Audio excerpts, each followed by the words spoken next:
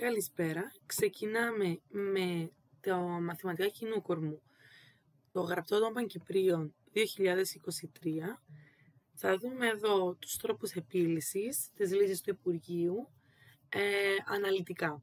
Εδώ να πούμε πριν προχωρήσουμε στην πρώτη άσκηση ότι η κάθε άσκηση στο πρώτο μέρος βαθμολογείται με 5 μονάδες από τα 100, δηλαδή μία μονάδα από τα 20 και ξεκινάμε με την Α1. Η Α1 μας λέει ότι έχουμε τη λέξη απελευθέρωση και θέλουμε να βρούμε το πλήθος των αναγραμματισμών της. Άρα βρισκόμαστε στο κεφάλαιο συνδυαστική. Για να βρούμε το πλήθος των αναγραμματισμών θα κάνουμε επαναληπτικές μεταθέσεις, γιατί έχουμε αναγραμματισμούς 12, αν τα μετρήσουμε είναι 12 γράμματα, εκ των οποίων τα 3 επαναλαμβάνονται. Έχουμε 3 ε. Άρα έχουμε να κάνουμε με επαναληπτικές μεταθέσεις. Άρα το πρώτο ερώτημα θα είναι μη 12 στοιχεία, 12 γράμματα με επανάληψη, τα οποία θα είναι 12 παραγωγικό δια 3 παραγωγικό για τα γράμματα που επαναλαμβάνονται. Αυτό ισούται και με 79.833.600.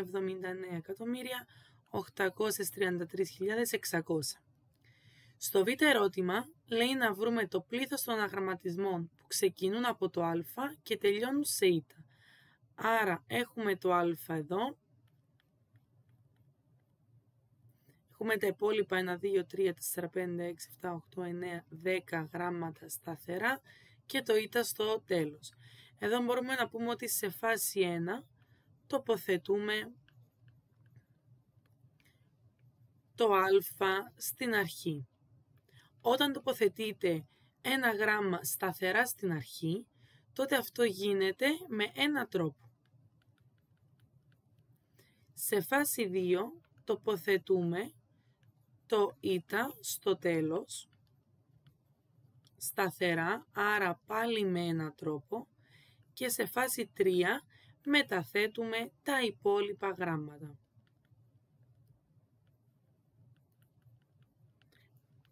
Τα υπόλοιπα γράμματα, εκ των οποίων έχουμε 10 γράμματα με 3 ε που επαναλαμβάνονται. Άρα έχουμε 10 παραγωγικό προς 3 παραγωγικό, που αυτό ισούται με 604.800.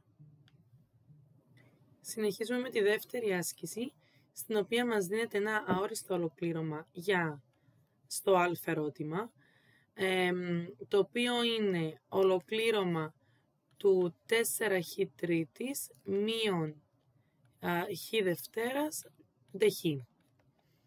Στα ολοκληρώματα τι κάνουμε? Αυξάνουμε τον εκθέτη κατά 1 προς τον εκθέτη που μόλις έχουμε δημιουργήσει.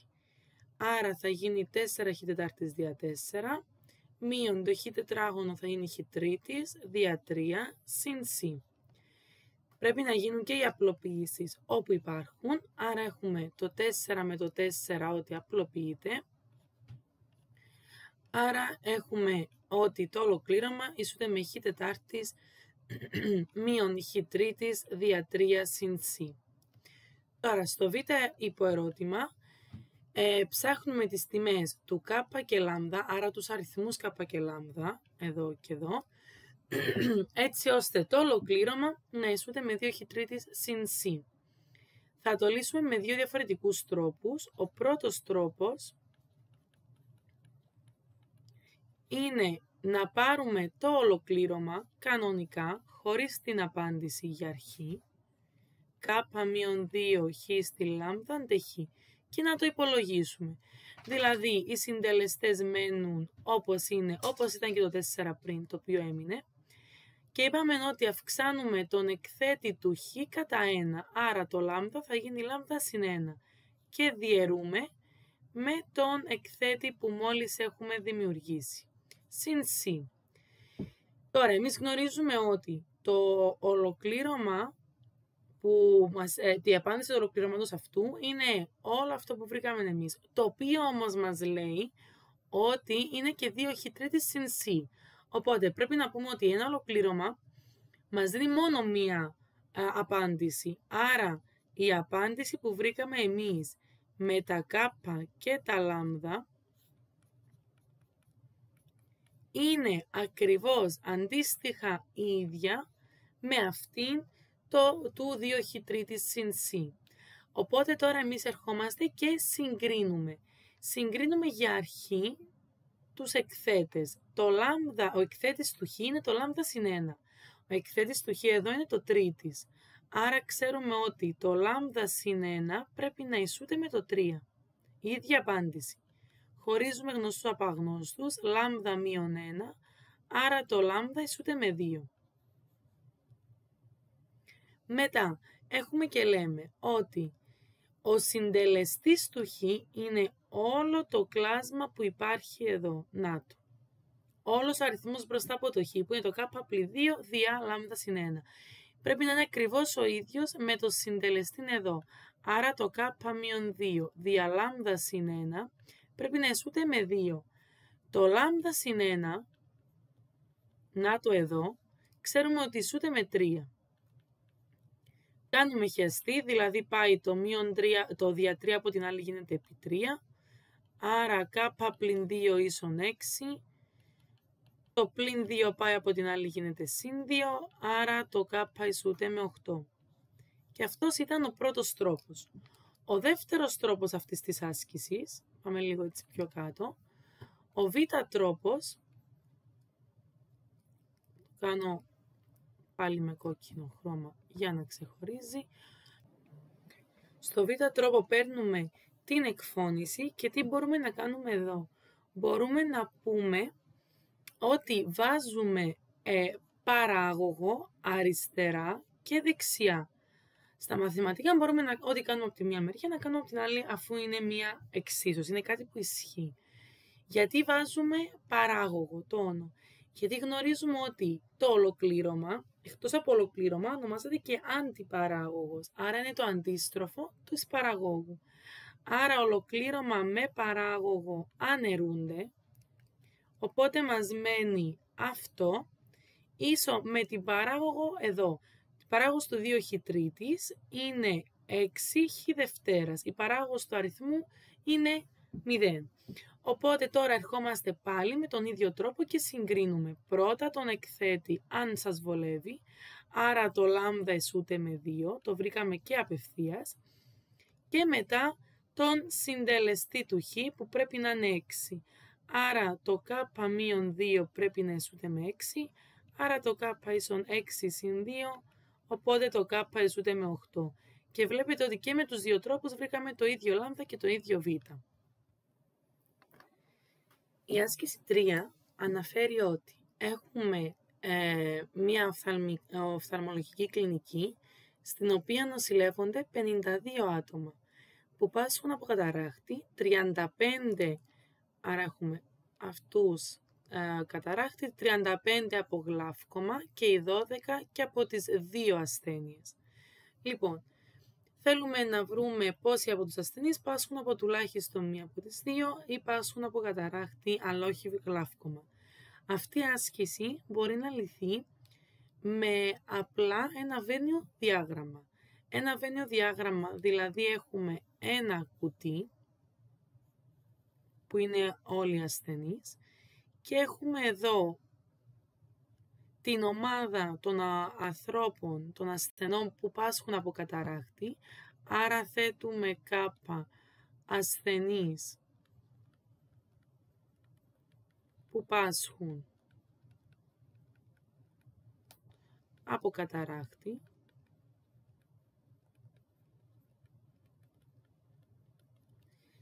και εδώ, κάνω έτσι λίγο πιο ωραία, έχουμε τους ασθενείς που πάσχουν από γλαύκομα. Άρα γάμμα, τους ασθενείς που πάσχουν από γλαύκομα. Λοιπόν, οπότε έχουμε εδώ, για αρχή, πάντα θα βάζουμε τα κοινά τους, δηλαδή τα 12 άτομα που πάσχουν από τις δύο ασθένειες. Αυτό το συμβολίζουμε με την τομή και είναι σίγουρα 12 άτομα και είναι αυτοί εδώ. Τώρα, γιατί ξεκινάμε με αυτούς? Γιατί οι 52 που πάσχουν από καταράκτη, νη του κάπα, νη για το ότι είναι το πλήθος, οι 52 που πάσχουν από καταράκτη, μέσα στους 52 είναι και αυτοί 12 που πάσχουν μεν από καταράκτη, αλλά πάσχουν και από γλαύκομα. Μέσα στους 35 που πάσχουν από γλαύκομα είναι επίσης αυτοί οι 12. Άρα υπάρχουν 12 άτομα που έχουν μπει και στις δύο ομάδες, γιατί πάσχουν και από τις δύο ασθένειες. Άρα για να βάλω τα πόσα άτομα πάσχουν μόνο από καταράκτη, τότε θα κάνουμε 52 πλην 12, 40 άτομα. Άρα να το σημειώσουμε για να το θυμόμαστε. Εδώ είναι οι 52 μείον 12. Ενώ τα άτομα που πάσχουν μόνο από γλαύκομα είναι 35 μείον 12, 23. Και ξεκινάμε τώρα τα ερωτήματα. Το ερώτημα λέει να πάσχουν τουλάχιστον μία από τις δύο ασθένειες. Άρα για να πάσχουν τουλάχιστον μιλάμε για την ένωση, που ο τύπος είναι νη του κάπα, δηλαδή να πάσχουν από καταράκτη, ή να πάσχουν από γλαύκομα, αφαιρώντας μία φορά τα κοινά τους. Γιατί τα αφαιρούμε?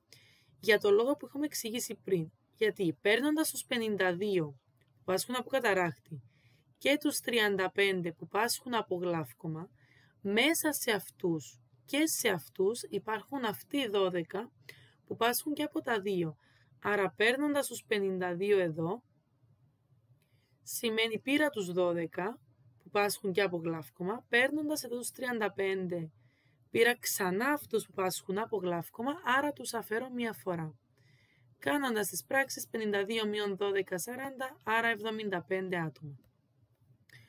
Ο άλλος τρόπος, αφού κάναμε το βένιο διάγραμμα, είναι να θέσουμε το πρώτο ερώτημα νη του α ή όπως το θέσαμε τουλάχιστον από τα δύο και να είναι μόνο οι 40 συν τους 23. Αφού κάναμε το βένιο διάγραμμα, είναι 40 που πάσχουν από καταράκτη, 23 που πάσχουν από γλαύκομα ή οι 12 που πάσχουν και από τα δύο. Και βγαίνει πάλι 75. Δύο τρόποι. Στο δεύτερο ερώτημα λέει να πάσχουν από καταράκτη και όχι και η τομή, όχι από γλαύκομα. Αυτό μπορεί να γίνει με τη χρήση αυτού του τύπου, ότι θέλω αυτούς που πάσχουν από καταράκτη και όχι αυτούς που εγλαύκομα. Άρα τι σημαίνει και όχι αυτούς με γλαύκομα? Παίρνω αυτούς που πάσχουν από καταράκτη και αφαιρώ τα κοινά τους. Άρα αφαιρώ κάπα το μη γάμμα. Οπότε είναι 52 μείον 12, 40. Ή αφού κάναμε το βένιο διάγραμμα, να το ονομάσουμε νη του β ή κανονικά με τον τύπο, τον οποίο μπορείτε να δείτε και έτσι ή έτσι εντωμεταξύ, σαν διαφορά, που είναι οι 40 που έχουμε βρει ότι πάσχουν μόνο από καταράκτη. Η άσκηση 4 λέει, θέλουμε να δώσουμε τον ορισμό της γνησίως φθήνουσας συνάρτησης. Λοιπόν, μια συνάρτηση F ορισμένη με πεδίο ορισμού το δ. Δ ένα διάστημα, πεδίο τιμών το R. Δ ένα διάστημα υποσύνολο του R, δηλαδή το πεδίο ορισμού, οι τιμές που παίρνουν τα χ δηλαδή, είναι στο R, πραγματική αριθμή. Ονομάζεται γνησίως φθήνουσα σε αυτό το διάστημα, αν για οποιαδήποτε τιμή χ1, χ2 που ανήκουν στο διάστημα, το χ1 εννοείται μικρότερο του χ2, τότε το f του χ1 θα είναι μεγαλύτερο από το f του χ2. Δηλαδή, καθώς πάμε δεξιά-δεξιά στην γραφική στα χ, τα χ αυξάνονται, ενώ η f του χ κατεβαίνει. Λοιπόν, το β ερώτημα λέει, χρησιμοποιώντας τον ορισμό, να εξετάσετε αν η συνάρτηση με αυτόν τον τύπο είναι γνησίως φθήνουσα. Άρα, χρησιμοποιώντας τον ορισμό, ξέρουμε ότι αυτό ισχύει πάντα. Άρα, για κάθε χ1, χ2 που ανήκουν στο πεδίο ορισμού, το πεδίο ορισμού το πρώτο δηλαδή ήταν το δέλτα, που σε αυτή την περίπτωση είναι το R, με χ1 μικρότερο του χ2, αυτό ισχύει πάντα, εμείς προσπαθούμε να δημιουργήσουμε τώρα τη συνάρτηση, την f του χ. Γιατί από χ1 χ2 πρέπει να καταλήξουμε σε f του χ1 f του χ2. Πώς το κάνουμε αυτό? Προσπαθούμε σιγά σιγά να πολλαπλασιάσουμε τους συντελεστές του χ και να προσθέσουμε τις σταθερές που υπάρχουν. Άρα πολλαπλασιάζοντας με μείον 2, αριστερά-δεξιά, θα γυρίσει η φορά της ανίσωσης. Γυρίζει η φορά της ανίσωσης γιατί έχουμε πολλαπλασιάσει με αρνητικό αριθμό. Και μετά προσθέτουμε το 7, εννοείται ταυτόχρονα και αριστερά και δεξιά. Προσθέτοντας ή αφαιρώντας έναν αριθμό, δηλαδή προσθέτοντας θετικό ή αρνητικό αριθμό, η φορά της ανίσωσης δεν επηρεάζεται. Άρα εμείς τώρα τι έχουμε δημιουργήσει? Έχουμε δημιουργήσει μείον 2χ1 συν 7, που είναι η συνάρτησή μου, απλά αντί χ έχω χ1, άρα αντί f του χ θα έχω f του χ1. Η φορά δεν αλλάζει.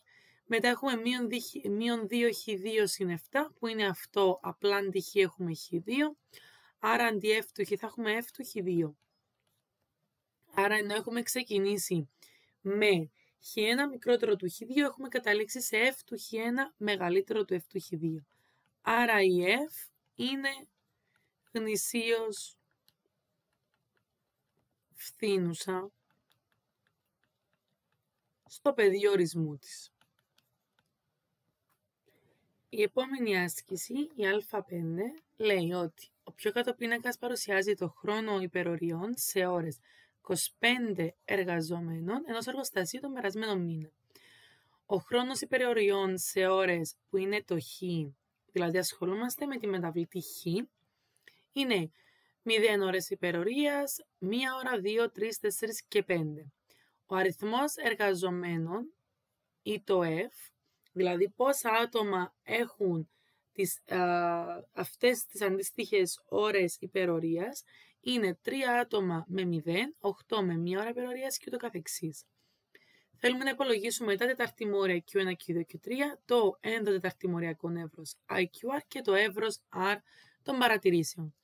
Για να υπολογίσουμε Q1, Q2 και Q3, καλό είναι να μπουν όλες οι τιμές κατά αύξουσα σειρά, δηλαδή από τη μικρότερη στη μεγαλύτερη, οπότε τοποθετώ τις τιμές κατά ή σε αύξουσα σειρά.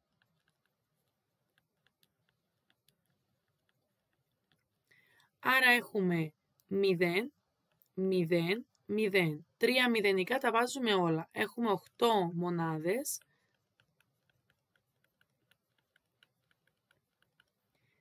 6 διαράκια.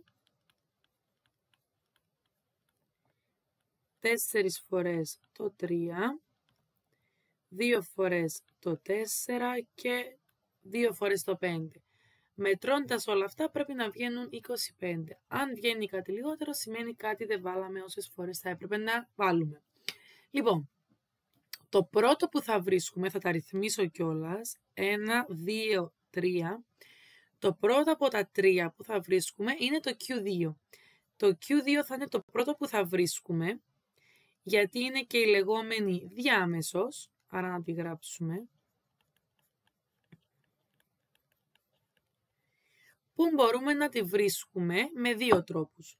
Ο πρώτος τρόπος και πιο απλός είναι να αρχίσουμε να διαγράφουμε από αριστερά και από δεξιά, έτσι να υπάρχει μια ισορροπία, μέχρι να φτάσουμε στη διάμεσο. Να υπενθυμίσω ότι η διάμεσος είναι η κεντρική τιμή, η τιμή μέσα στη μέση, που χωρίζει τις τιμές μου σε αριστερά οι μικρές από αυτή, οι μικρότερες από αυτή, οι ίσες, και δεξιά οι ίσες ή μεγαλύτερες.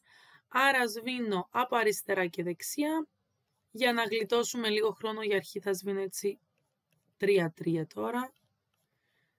1, 2, 1, 2, 1, 2, 1, 2. Τώρα ξεκινώ με 1, 1, 1, 1 και έχω φτάσει στην τιμή 2. Άρα αυτό είναι για το Q2.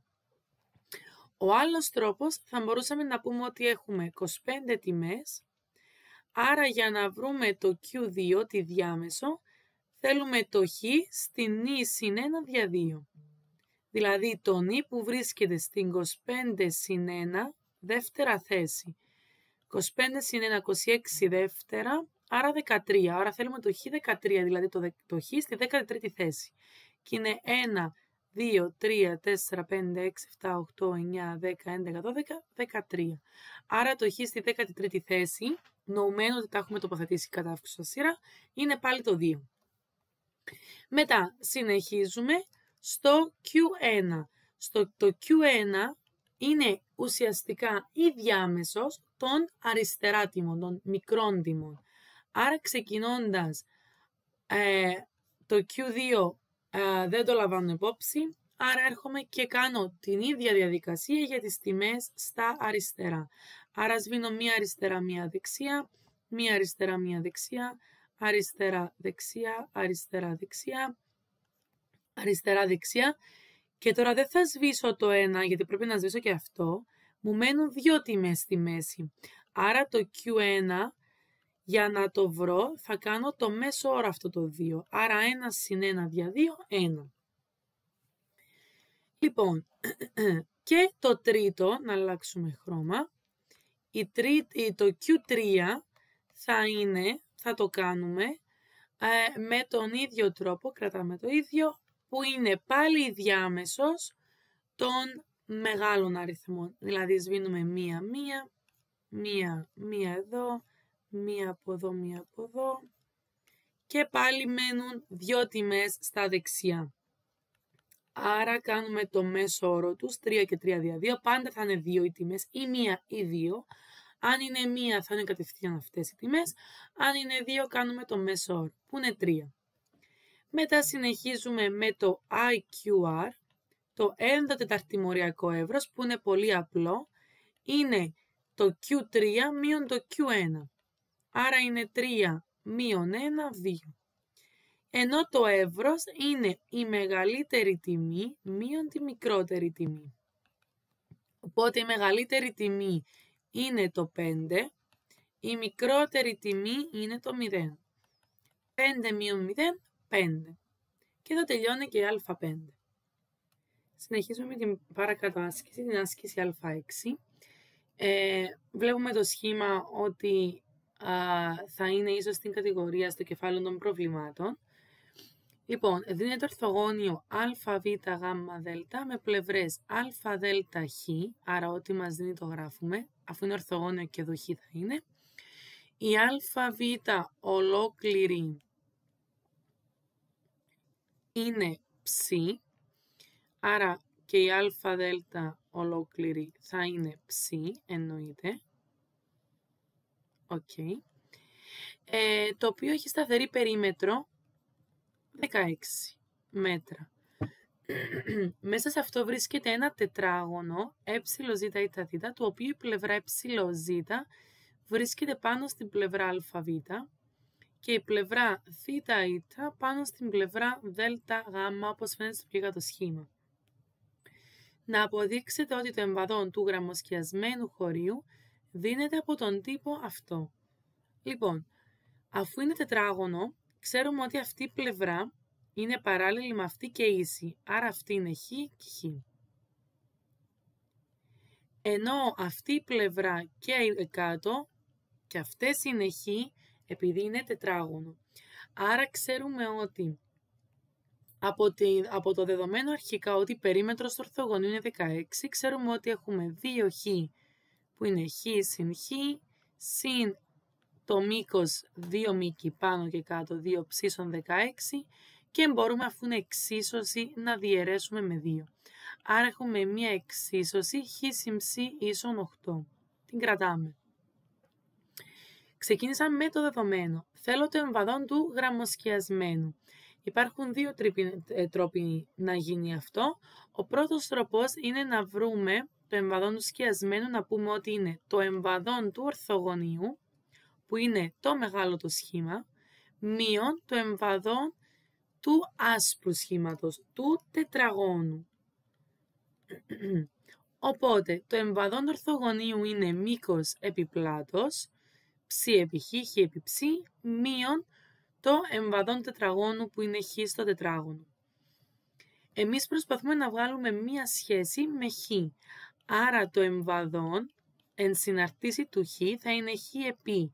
Στη θέση του ψ θα έρθω να αντικαταστήσω την πιο πάνω σχέση όταν αυτή λυθεί ως προς ψ. Δηλαδή το γράμμα, τη μεταβλητή που δεν χρειαζόμαστε, αυτή πρέπει να αφήσουμε και μόνη της. Άρα χ επί 8 πλην χ ίσον με πλην χ δευτέρας. Οπότε έχουμε επιμεριστική 8 επί χ, πλην χ δευτέρας, πλην χ δευτέρας, το εξωτερικό. Άρα έχουμε πλην χ δευτέρας, πλην 2 χ δευτέρας, συν 8 χ. Και έτσι αποδείξαμε το α ερώτημα. Να πούμε εδώ ότι για να συνεχίσουμε στο β ερώτημα, αν τυχόν και εν βρούμε το πρώτο ερώτημα σωστά, για παράδειγμα αν εγώ έβρισκα 2χ τετράγωνο συν 8χ χωρίς το πλην μπροστά, δεν θα πάμε να πιάσουμε το εμβαδόν που εμείς ήβραμε, να πάμε να πιάσουμε το εμβαδόν που έπρεπε να βγάλουμε αφού μας το δίνει η άσκηση. Πριν συνεχίσουμε στο β ερώτημα, που στο β ερώτημα ξέρουμε ότι θα χρειαστούμε πρώτη παράγωγο, γιατί ψάχνουμε την τιμή του χ, η οποία μεγιστοποιεί. Όταν μιλάει για μέγιστο ή ελάχιστο, σημαίνει ότι θα έχουμε να κάνουμε παραγόγους. Πριν πάμε να δούμε, πρέπει να βρούμε ένα πεδίο ορισμού για το χ, δηλαδή τιμές που δικαιούται να πάρει. Επειδή το χ είναι πλευρά, σίγουρα είναι θετικό. Δεν μπορεί να είναι 0, γιατί αν είναι 0 σημαίνει δεν θα υπάρχει η πλευρά, άρα δεν θα υπάρχει το ορθογώνιο ούτε το τετράγωνο. Άρα πρέπει να είναι θετικό αναγκαστικά, αρνητικές τιμές δεν μπορούμε να βάλουμε στις πλευρές.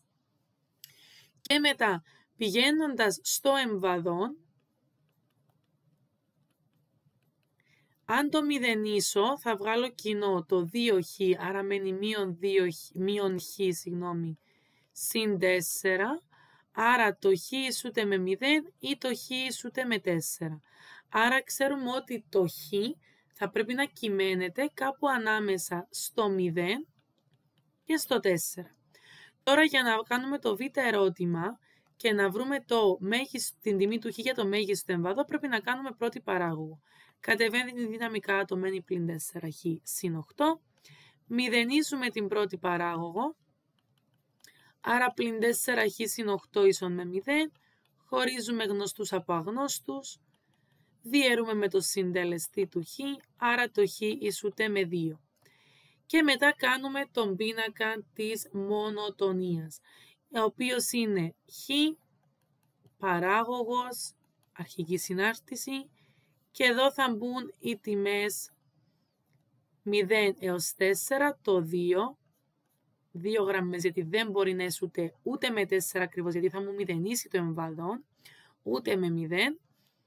Και για να βρω το πρόσημο με το οποίο θα ξεκινήσω, βάζω έναν αριθμό μεγαλύτερο του 2.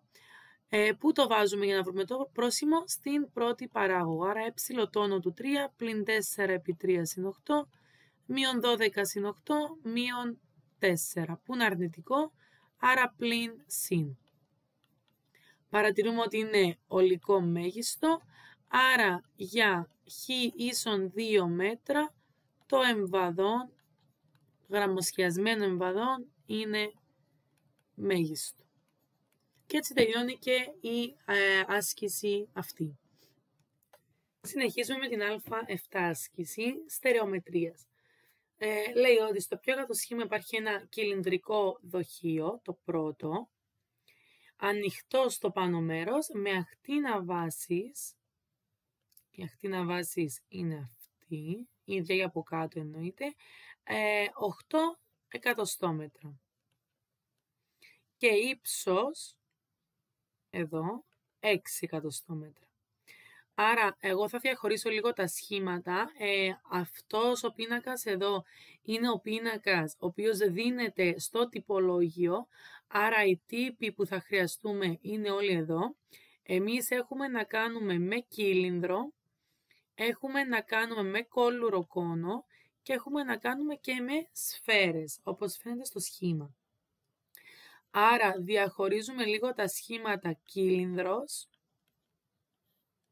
που έχει ακτίνα 8 και ύψος 6. Έχουμε τον κόλλουρο κόνο που έχει, μας λέει, ακτίνα του πάνω μέρους.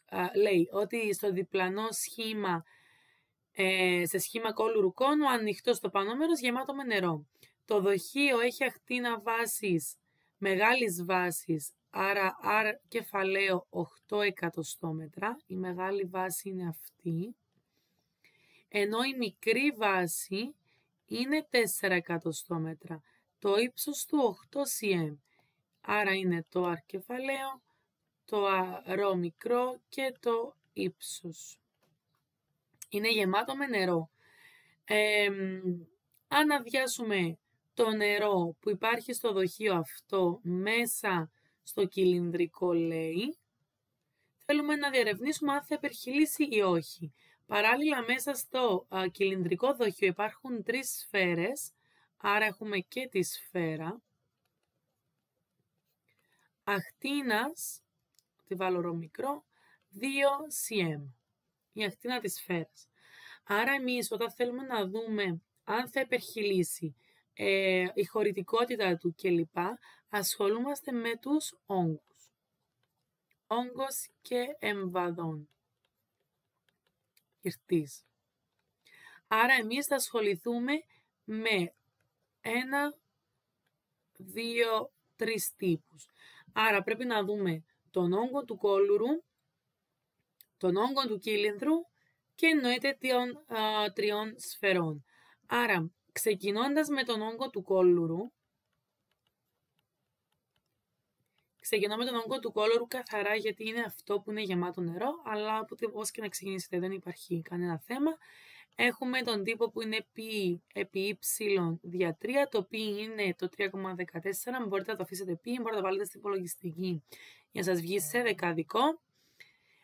Επί r τετράγωνο συν r επί ρ συν ρ τετράγωνο, απλά εφαρμόζω τον τύπο, το π παραμένει π και είμαι προσεκτικά όχι σε αυτό το ύψος, αλλά σε αυτό, είμαι στου κόλλουρου, γι' αυτό και τα διαχώρισα, που είναι 8 δια 3, η ακτίνα είναι 8 η μεγάλη στο τετράγωνο, συν μεγάλη επί μικρή ακτίνα, συν η μικρή στο τετράγωνο. Άρα ο όγκος του κόλλουρου βγαίνει 896 τρίτα π, που αυτό ισούται στο περίπου με 298,6 κυβικά εκατοστόμετρα. Άρα η χωρητικότητά του είναι 298,6. Μετά πάμε στον όγκο του κυλίνδρου, να δούμε πόσα χωρεί ο κύλινδρος. Ο όγκος του κυλίνδρου είναι π r τετράγωνο επί ύψος, π r δευτέρας επί ύψος, στον κύλινδρο είμαστε, άρα π επί 8 στη δευτέρα επί 6, το οποίο βγαίνει 384 π πάλι cm τρίτης. Μετά πάμε λίγο πιο κάτω στον όγκο της σφαίρας, που είναι 4π r τρίτης δια 3, το r της σφαίρας, το είχα συμβολήσει με ρ μικρό ή με r όπως θέλετε, επί 2 δηλαδή στην τρίτη δια 3, άρα έχουμε ότι ο όγκος της σφαίρας, της μίας σφαίρας, είναι 32 τρίτα π, cm τρίτης. Όμως εμείς έχουμε 3 σφαίρες, οπότε αυτόν τον έναν όγκο πρέπει να τον κάνουμε επί 3, που είναι 32 π cm τρίτης. Άρα, στον κύλινδρο, ο κύλινδρος έχει χωρητικότητα 384 π. Ο κόλλουρος έχει 298,6 cm τρίτης. Όμως, ο κύλινδρος έχει μέσα του 3 σφαίρες. Το ότι έχει μέσα του 3 σφαίρες σημαίνει ότι ήδη έχουν καλυφθεί από τη χωρητικότητα του κυλίνδρου 32 π. Άρα στον κύλινδρο κενός χώρος έχει από τα 384 π που χωρούσε αρχικά ο κύλινδρος στο κυλινδρικό δοχείο, έχουν ήδη καλυφθεί τα 32 π. Άρα ξέρουμε ότι έχουν μείνει ακόμα χωρητικότητα 352 π. Τώρα για να δούμε αν υπερχειλήσει ή όχι, θα πρέπει να συγκρίνω το κενό με το πόσο έχει ο κόλλουρος.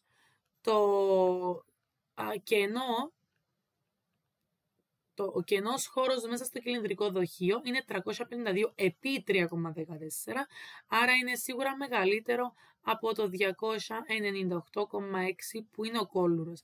Άρα αν βάλω το νερό που έχει στον κόλλουρο μέσα στον κύλινδρο, παρόλο που υπάρχουν οι 3 σφαίρες, χωράει. Άρα δεν θα υπερχειλήσει.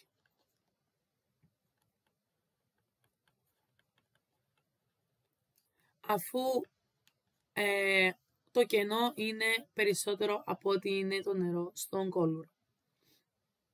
Συνεχίζουμε με την α8 άσκηση, η οποία λέει ότι δίνεται μια πολυονυμική συνάρτηση F, για την οποία ισχύει ότι η δεύτερη παράγωγος της είναι 3.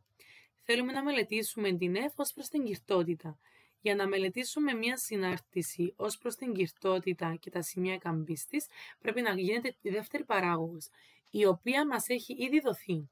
Άρα από εδώ μπορούμε να πούμε ότι αφού η δεύτερη παράγωγος ισούται με 3, είναι σίγουρα θετική, γιατί δεν μπορούμε να τη βάλουμε ίσο με 0, αφού δεν έχουμε χ για να μας μηδενίσουν τη δεύτερη παράγωγο, είναι θετική.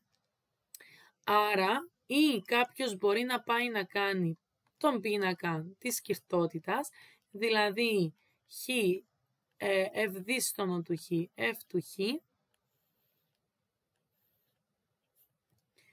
πεδίο ορισμού το r, δεν έχω τιμές να βάλω, το 3 δεν είναι τιμή, δεν είναι χ για να μπει, άρα έχουμε θετικό, οπότε η f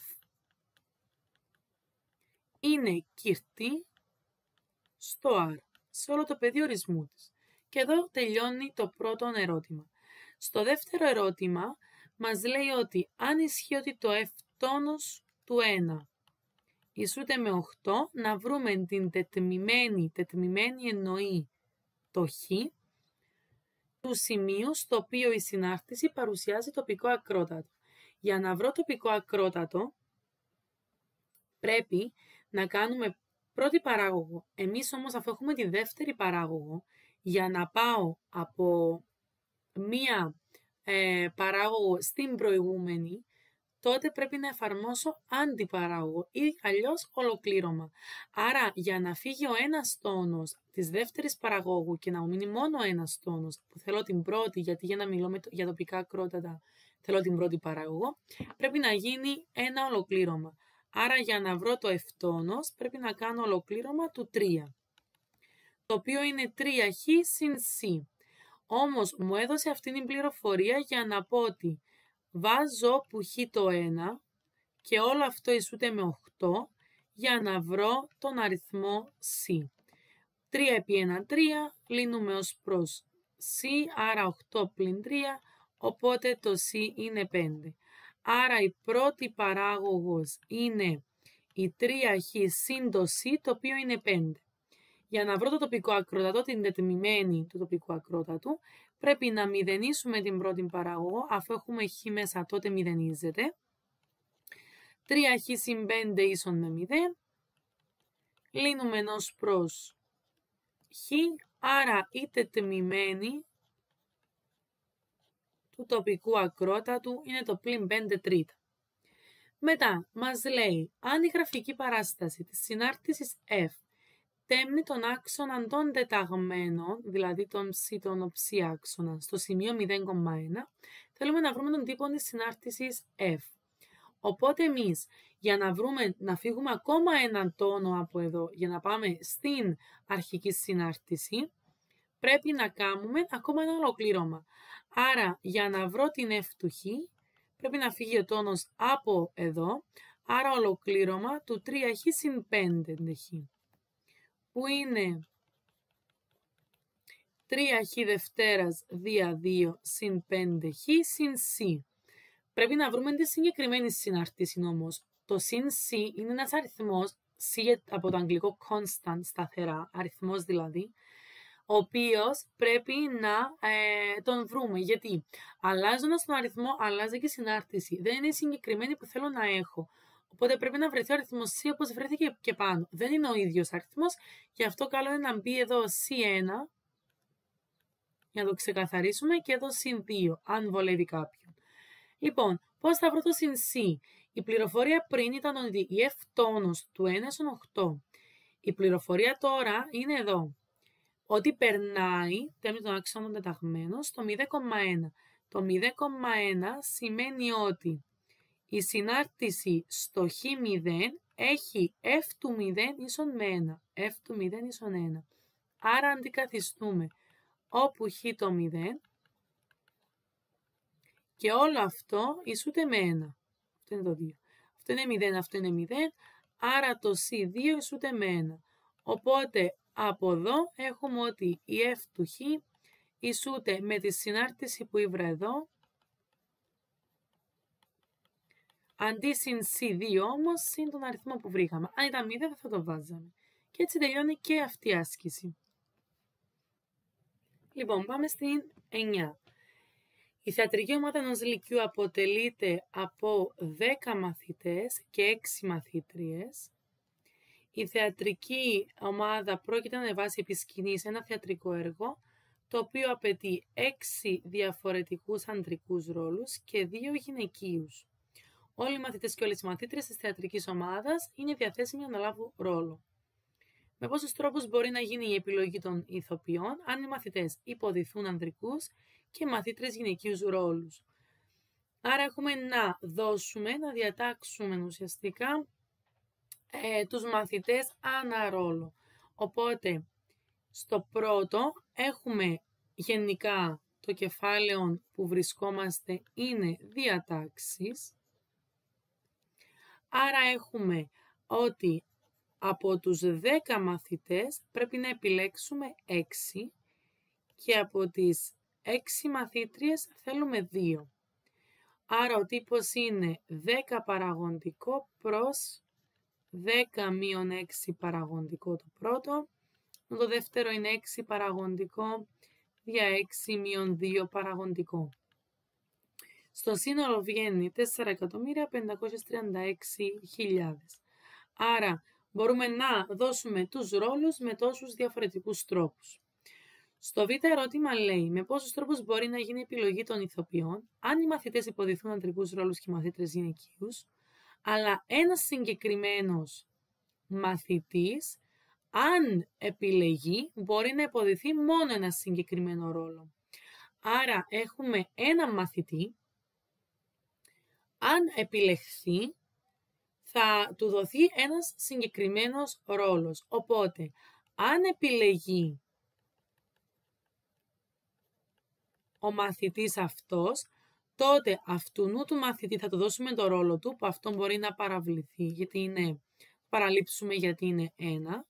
Άρα, οι υπόλοιποι 9 πλέον μαθητές θα έχουν ακόμα 5 ρόλους να πάρουν, αφού ο ένας δόθηκε στον άλλο μαθητή και εννοείται οι κοπέλες κανονικά 6 μαθήτριες, 2 γυναικοί ρόλοι. Άρα, το πρώτο είναι 1 είπαμε, αλλά να το γράψουμε. 1 παραγωγικό, 1 πλην 1 παραγωγικό. Το δεύτερο είναι 9 παραγωγικό προς 9 πλην 5 παραγωγικό. Και 6 παραγωγικό προς 6 πλην 2, άρα 4 παραγωγικό. Και η πρώτη περίπτωση βγαίνει 453.600. Λοιπόν, εδώ να πω ότι το 0 παραγωγικό που μένει εδώ, 1 πλην 1 0, κάνει 1, οπότε είμαστε ok. Δεν είναι δια 0. Λοιπόν, άρα η πρώτη περίπτωση είναι να επιλεχθεί ο μαθητής για να του δοθεί ο ρόλος. Η δεύτερη περίπτωση είναι να μην επιλεγεί. Άρα να μην επιλεγεί. Γιατί λέει, αν τον επιλέξουμε, θα του δώσουμε αυτόν τον ρόλο. Αν δεν τον επιλέξουμε αυτόν τον μαθητή, ξέρουμε ότι έχουμε στη διάθεσή μας ακόμα 9 μαθητές. Δεν τον επέλεξα, άρα μένουν όλοι οι 6 ρόλοι για να του δοθούν. Οπότε, 9 ανά 6 για τους μαθητές, 6 ανά 2 για τις μαθήτριες, που αυτό βγαίνει 1.814.400. Και επειδή είναι ή το ένα ή το άλλο, από την αρχή του αθροίσματος, πρέπει να προσθέσουμε αυτές τις περιπτώσεις, που συνολικά βγαίνουν 2.268.000. Πάμε και στην τελευταία άσκηση του πρώτου μέρους, όπου μας δίνεται η γραφική παράσταση μίας συνάρτησης, G, μικρό. Έχουμε τα σημεία α1,4 και β3,0 τοπικά ακρότατα, το α τοπικό μέγιστο, το β τοπικό ελάχιστο, της G μικρό, και ξέρουμε ότι το ολοκλήρωμα της F κεφαλαίο, μια συνάρτησης F, είναι τον G του χ συν C.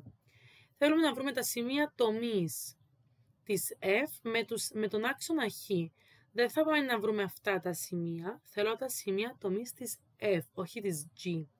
Οπότε εμείς πρέπει να ασχοληθούμε να λύσουμε, να βρούμε την F του χ. Για να βρούμε την F του χ, όπως είμαστε εδώ, πρέπει να φύγει το ολοκλήρωμα. Μα για να φύγει το ολοκλήρωμα πρέπει να βάλω παράγωγο αριστερά, παράγωγο δεξιά, όπως είχαμε δει σε μια προηγούμενη άσκηση. Γιατί βάζουμε παράγωγο, γιατί το ολοκλήρωμα απλοποιείται με την παράγωγο, άρα μένει μόνο F του χ. Και εδώ παραγωγίζουμε, παράγωγος του G του χ είναι G τόνος του χ, παράγωγος του συν C του αριθμού είναι 0. Άρα ξέρουμε ότι η F κεφάλαιο ισούται με την παράγωγο της G. Θέλω τώρα τα σημεία τομής με τον άξονα το χ. Σημεία τομής της F με τον άξονα το χ σημαίνει η F του χ είναι 0. Γιατί τα σημεία μου είναι κάτι κόμμα 0, κάτι κόμμα 0, 2, 3, 1 σημείο και το καθεξής.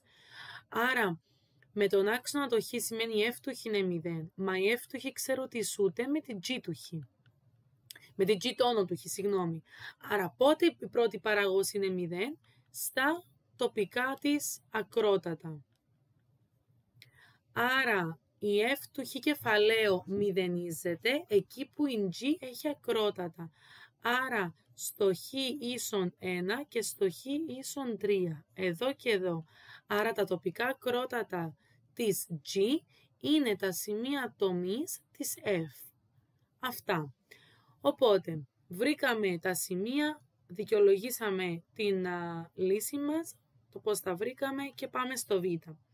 Στο Β λέει ότι έχουμε το ολοκλήρωμα της G του χ τώρα μικρό, ισούται με την G τόνο του χ συν C. Θέλω να βρω την τιμή του χ, θα είναι μία η τιμή, ενώ πριν ήταν τα σημεία τομής, άρα θα ήταν πάνω από ένα. Θέλω την τιμή του χ, για την οποία η G παρουσιάζει σημείο καμπής. Λοιπόν, για να παρουσιάσει σημείο καμπής, για σημεία καμπής, να σημειώσω εδώ, θέλουμε δεύτερη παράγωγο ίσο με 0. Άρα πώς πάω από εδώ σε δεύτερη παράγωγο, βάζοντας αριστερά πάλι και δεξιά παράγωγο. Άρα εδώ με βοηθάει ότι το ολοκλήρωμα με την παράγωγο φεύγει με την G του χ, τον G τόνος γίνεται G τόνος του χ. Άρα για να βρω τα σημεία καμπής, της G κεφαλαίο, άρα τον G τόνος, πρέπει να βρω την G του χ ίσο με 0. Δηλαδή τη συνάρτηση όπου έχει G του χ 0, δηλαδή ψ 0. Πού είναι τα ψ 0? Πάνω στον άξονα το χ. Άρα η G είναι 0 όταν το χ είναι 0 και όταν το χ είναι 3. Με δύο τιμές των χ, εκ των οποίων μόνο η μία είναι σημείο καμπής, η οποία είναι το 0 εδώ. Γιατί είναι το 0 εδώ? Είναι το 0 γιατί παρατηρούμε ότι η G τόνος ή αλλιώς η G μικρό αλλάζει πρόσημο, δηλαδή πάει από αρνητικά σε θετικά. Οπότε αυτό είναι το σημείο καμπής.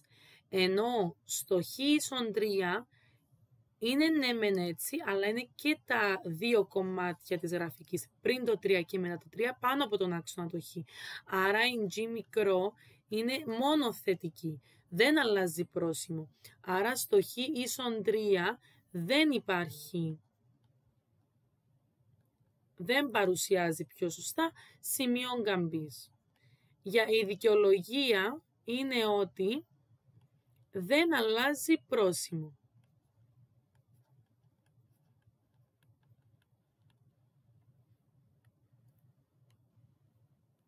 Λοιπόν, συνεχίζουμε με τις ασκήσεις του β' μέρους. Οι ασκήσεις του β' μέρους, να πούμε εδώ ότι πιάνουν 10 μονάδες από τα 100, δηλαδή 2 στα 20. Είναι 5 στο β' μέρος, οπότε ξεκινούμε να τις λύνουμε τώρα. Λοιπόν, μας δίνεται μια συνάρτηση F του Χ. Η β1 είναι κατά ένα μεγάλο ποσοστό η ίδια πάντα, δηλαδή είναι η αναπαράσταση μιας γραφικής συνάρτησης. Τα ερωτήματα είναι πάντα τα συγκεκριμένα που θα δούμε και τώρα, οπότε είναι έτσι μια σταθερή άσκηση.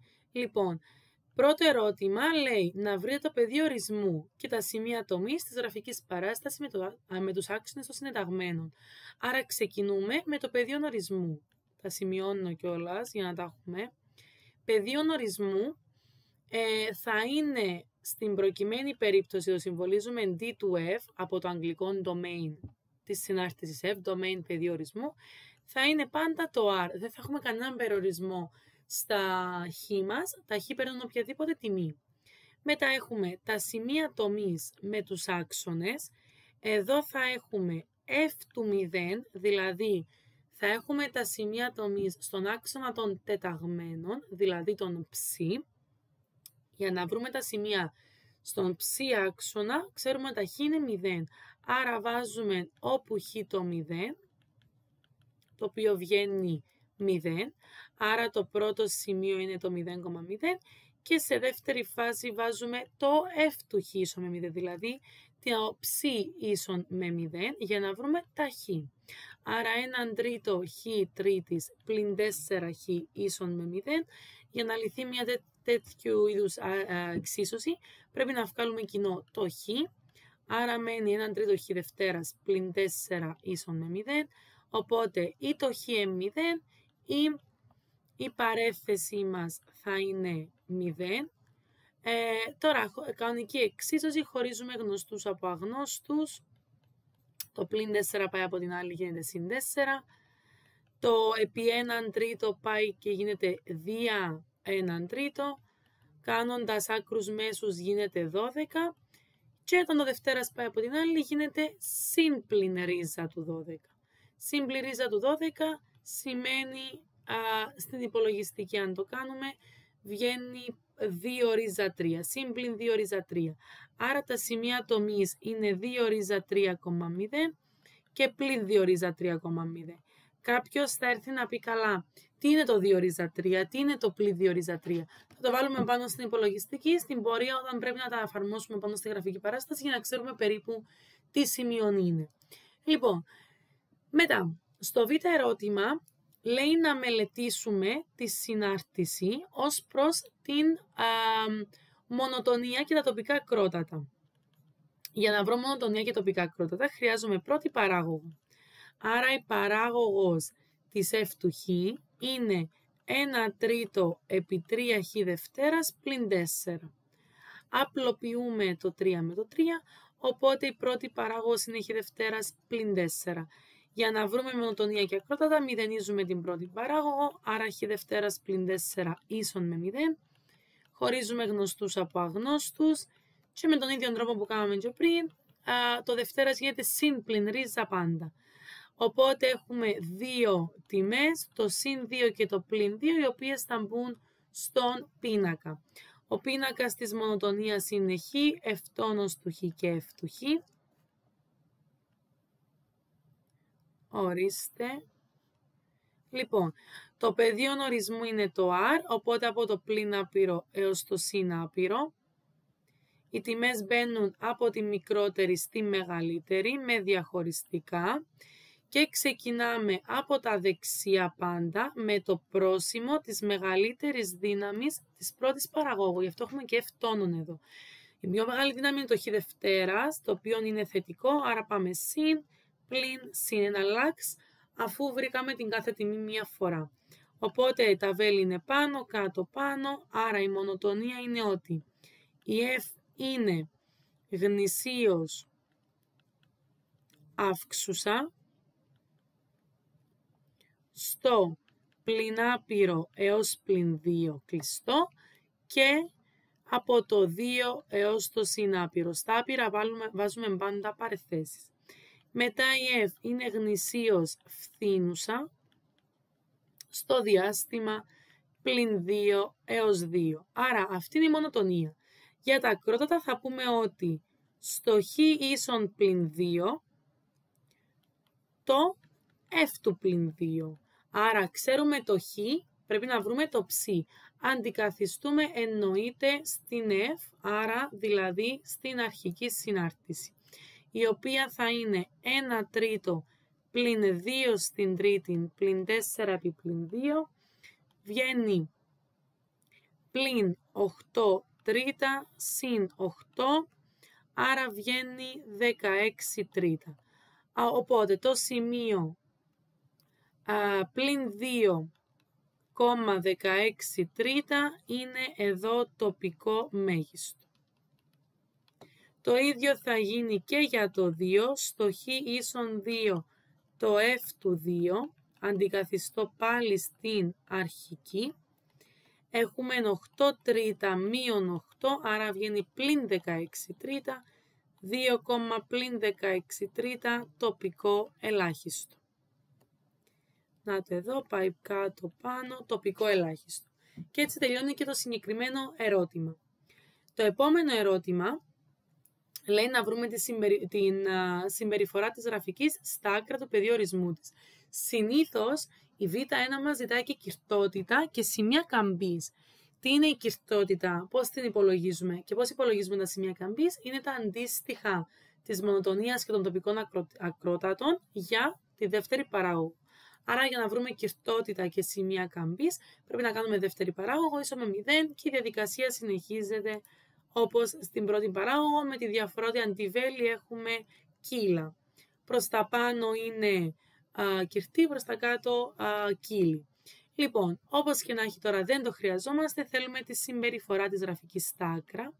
Για τη συμπεριφορά κάνουμε limit στο πλην άπειρο και στο συνάπειρο, γιατί τα άκρα είναι το πεδίο ορισμού της. Τα άκρα του πεδίου ορισμού της είναι τα άπειρα, γιατί το πεδίο ορισμού είναι το R, από το πλην άπειρο μέχρι το συνάπειρο δηλαδή. Λοιπόν, όταν έχουμε πλην άπειρο και συνάπειρο, που εμείς θα έχουμε πάντα στα κοινού κορμού σε αυτήν την άσκηση, μπορούμε να πάρουμε μόνο από τη συνάρτησή μας την μεγαλύτερη δύναμη μαζί με το συντελεστή της εννοείται και να αντικαταστήσουμε μόνο πάνω σε αυτόν το χ τα άπειρα που πρέπει να βάλουμε θετικό ή αρνητικό αντίστοιχα. Μόνο τη μεγαλύτερη δύναμη. Αυτό όχι. Όχι το μεγαλύτερο συντελεστή, το μεγαλύτερο εκθέτη. Οπότε, αντί F του χ, εγώ θα χρησιμοποιήσω μόνο το 1 τρίτο χ τρίτης, αντικαθιστώντας το πλην στην τρίτη παραμένει πλην, επί συν μπροστά ο αριθμός, άρα είναι πλην άπειρο, αντίστοιχα με το κάτω, συν άπειρο. Άρα, στο πλην άπειρο η συνάρτηση πρέπει να είναι προς τα κάτω, αυτό μας λέει ουσιαστικά, και να το εδώ, είναι προς τα κάτω, ξεκινάει στο πλην άπειρο, ενώ στο συν άπειρο τελειώνει προς τα πάνω, ακριβώς ότι μας δείχνει και στο πρώτο πινακάκι της μονοτονίας. Και τέλος, τελευταίο ερώτημα, να κάνουμε τη γραφική παράσταση. Για να κάνουμε τη γραφική παράσταση χρειαζόμαστε άξονες, στους οποίους άξονες θα βάλουμε τις τιμές που βρήκαμε. Εδώ είναι ο χ άξονας, εδώ είναι ο ψ άξονας. Οι τιμές που βρήκαμε είναι, θέλουμε σημεία τομής,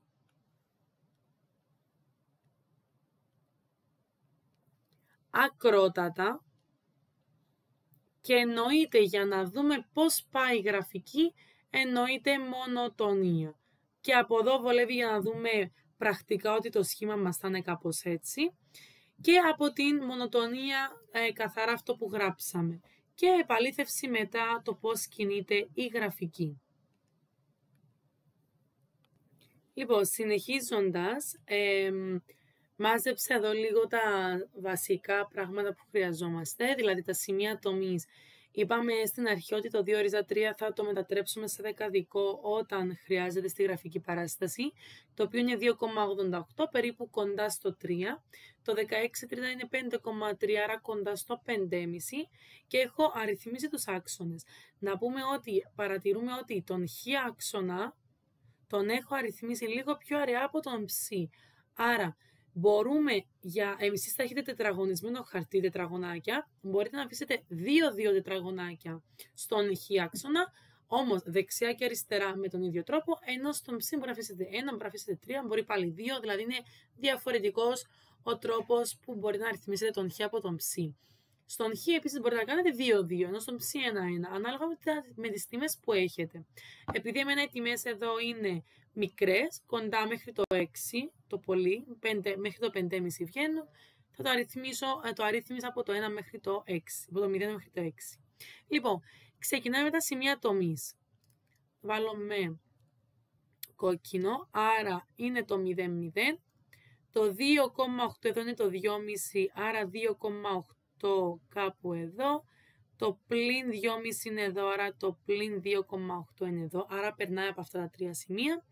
Έχουμε τοπικό μέγιστο στο πλην 2 εδώ, 5,3, 5,5, άρα το 5,3 είναι κάπου εδώ.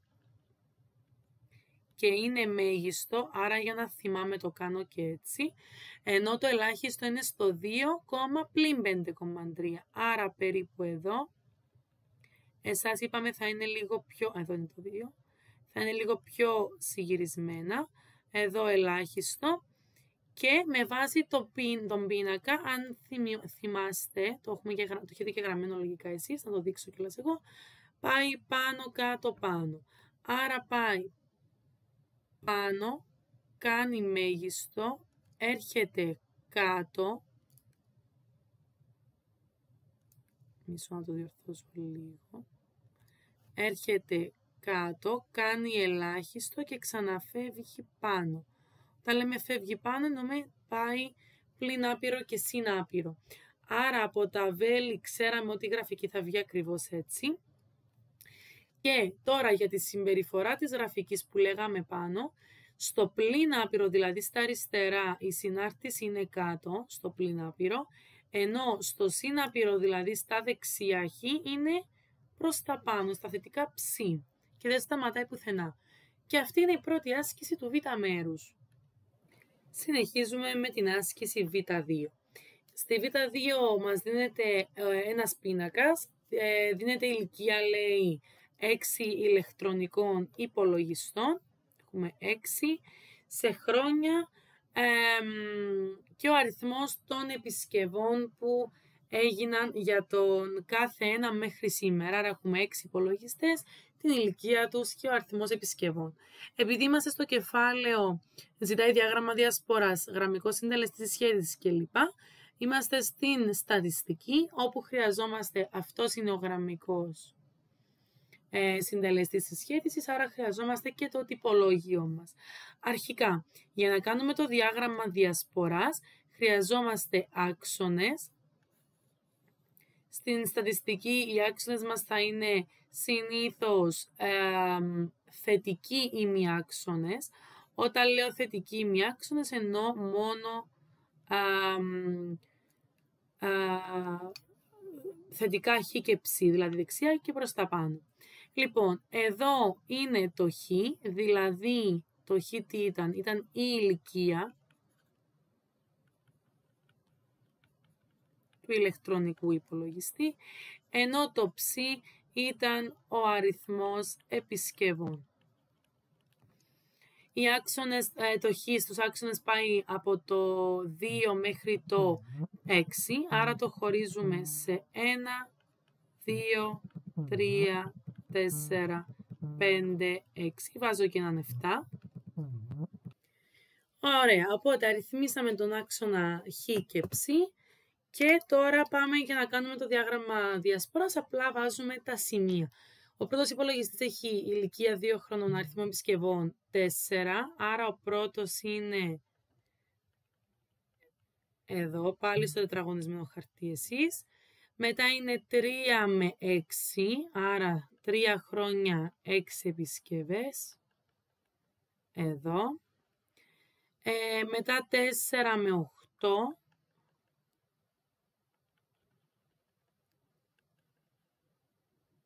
Εδώ περίπου.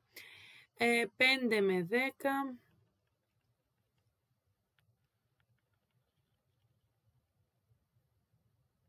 6 με 11, το 11 είναι ανάμεσα στο 10 και στο 12. Και τέλος, 4 χρόνια ο έκτος υπολογιστής και 9. Άρα εδώ. Θα συζητήσουμε τις τελείες αυτές. Μέχρι στιγμής αυτό έχουμε, δηλαδή το διάγραμμα διασποράς είναι απλά να βάλουμε τα σημεία, τελείες μόνο, οι οποίες θα μας βοηθήσουν στο να βγάλουμε το συμπέρασμα του γάμμα ερωτήματος. Μετά, στο β ερώτημα λέει να υπολογίσουμε το γραμμικό συντελεστή. Ο γραμμικός συντελεστής είναι αυτός, ο οποίος χρειάζεται σίγμα του χ ψ, να το εδώ, θα το συζητήσουμε γι' αυτό, νη χ παύλα ψ παύλα s, που είναι αυτό, και s του χ και s του ψ. Για να ευκολύνουμε την κατάσταση θα δημιουργήσουμε εμείς ένα πίνακα που θα μας βοηθήσει να τα βρούμε όλα σιγά σιγά. Ωραία. Για το β ερώτημα, όπως λέγαμε, χρειαζόμαστε πολλές πράξεις. Οι πράξεις οι ακόλουθες είναι, έχοντας το χ και το ψ, τα οποία μας έχουν δοθεί, θα πρέπει να βρούμε το χ παύλα, το ψ παύλα. Αυτά είναι οι μέση όροι. Για να βρω τον μέσο όρο, πρέπει να προσθέσουμε, να θρήσουμε δηλαδή το χ και ξεχωριστά εννοείται το ψ, γιατί θέλουμε και το μέσο όρο του χ και το μέσο όρο του ψ. Άρα προσθέτοντας όλα αυτά, έχουμε 2 συν 3 συν 4 κλπ. 24. Κάνοντας το ίδιο πράγμα με το ψ, 4 συν 6 συν 8 κλπ. Έχουμε 48. Άρα από εδώ μπορούμε να πούμε ότι ο μέσος όρος είναι σίγμα χ διά νη, που είναι 6. Άρα 24 διά 6 έχουμε 4 το μέσο όρο του χ. Οπότε, το ίδιο θα κάνουμε και για τη ψ παύλα, το μέσο όρο του ψ, που είναι σίγμα του ψ διά νη, που είναι 48 προς 6 πάλι υπολογιστές, και έχουμε 8, ο μέσος όρος, τον οποίο και χρειαζόμαστε στον τύπο. Άρα το νη έχουμε καταλάβει ότι είναι το πλήθος των υπολογιστών. Πόσους υπολογιστές έχουμε. Στη συνέχεια, εμείς πρέπει να βρούμε το χ επί ψ. Γιατί πρέπει να βρούμε το χ επί ψ. Το χ επί ψ είναι το κάθε γινόμενο αναγραμμή στον πίνακα αυτό, που εν τέλει εμείς θα κάνουμε ένα σίγμα. Τι σημαίνει σίγμα? Ένα τελικό άθροισμα, όπως κάναμε και εδώ στο τέλος. Δηλαδή, δηλαδή θα πούμε ότι έχουμε 2 επί 4, 8. 3 επί 6, 18 και ούτω καθεξής. Άρα, αναγραμμή συνεχίζουμε και πολλαπλασιάζουμε τα στοιχεία μας.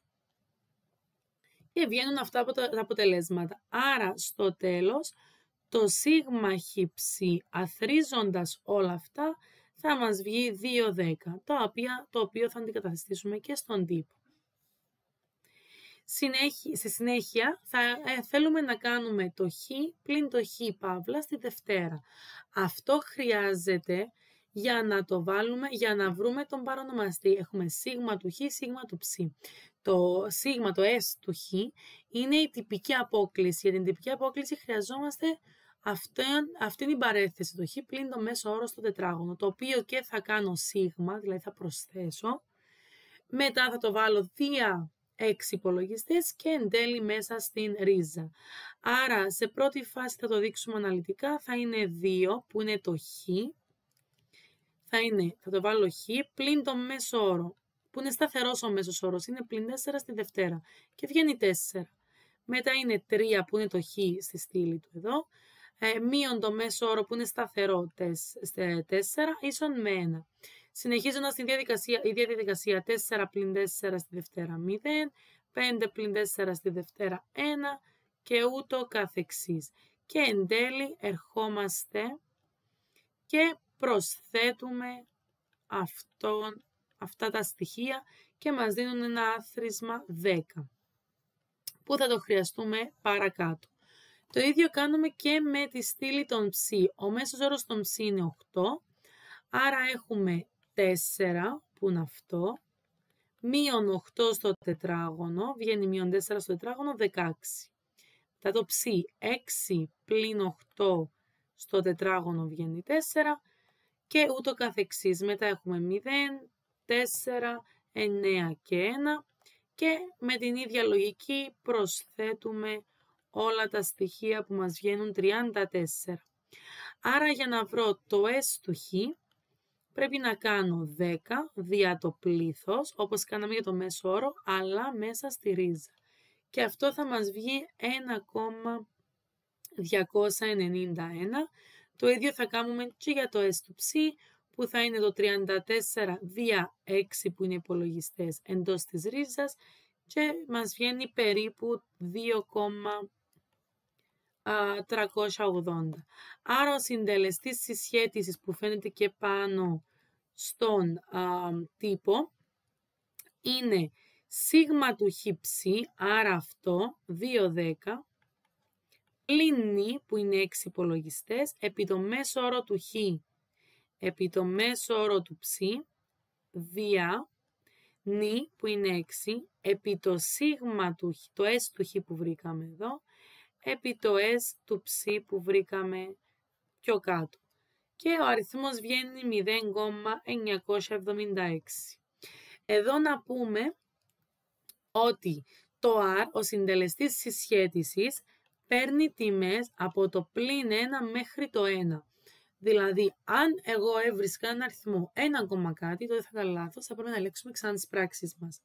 Επίσης, να πούμε θετικό R σημαίνει θετική συσχέτιση, θετική γραμμική συσχέτιση. Αρνητικό R σημαίνει αρνητική γραμμική συσχέτιση. Αν το βρούμε 0, σημαίνει καμία συσχέτιση. Όσο πιο κοντά είναι στα άκρα, στο 1 και στο πλην 1, τόσο πιο ισχυρή θα είναι η συσχέτισή τους. Όσο πιο κοντά στο 0 είναι, τόσο πιο ασθενής θα είναι.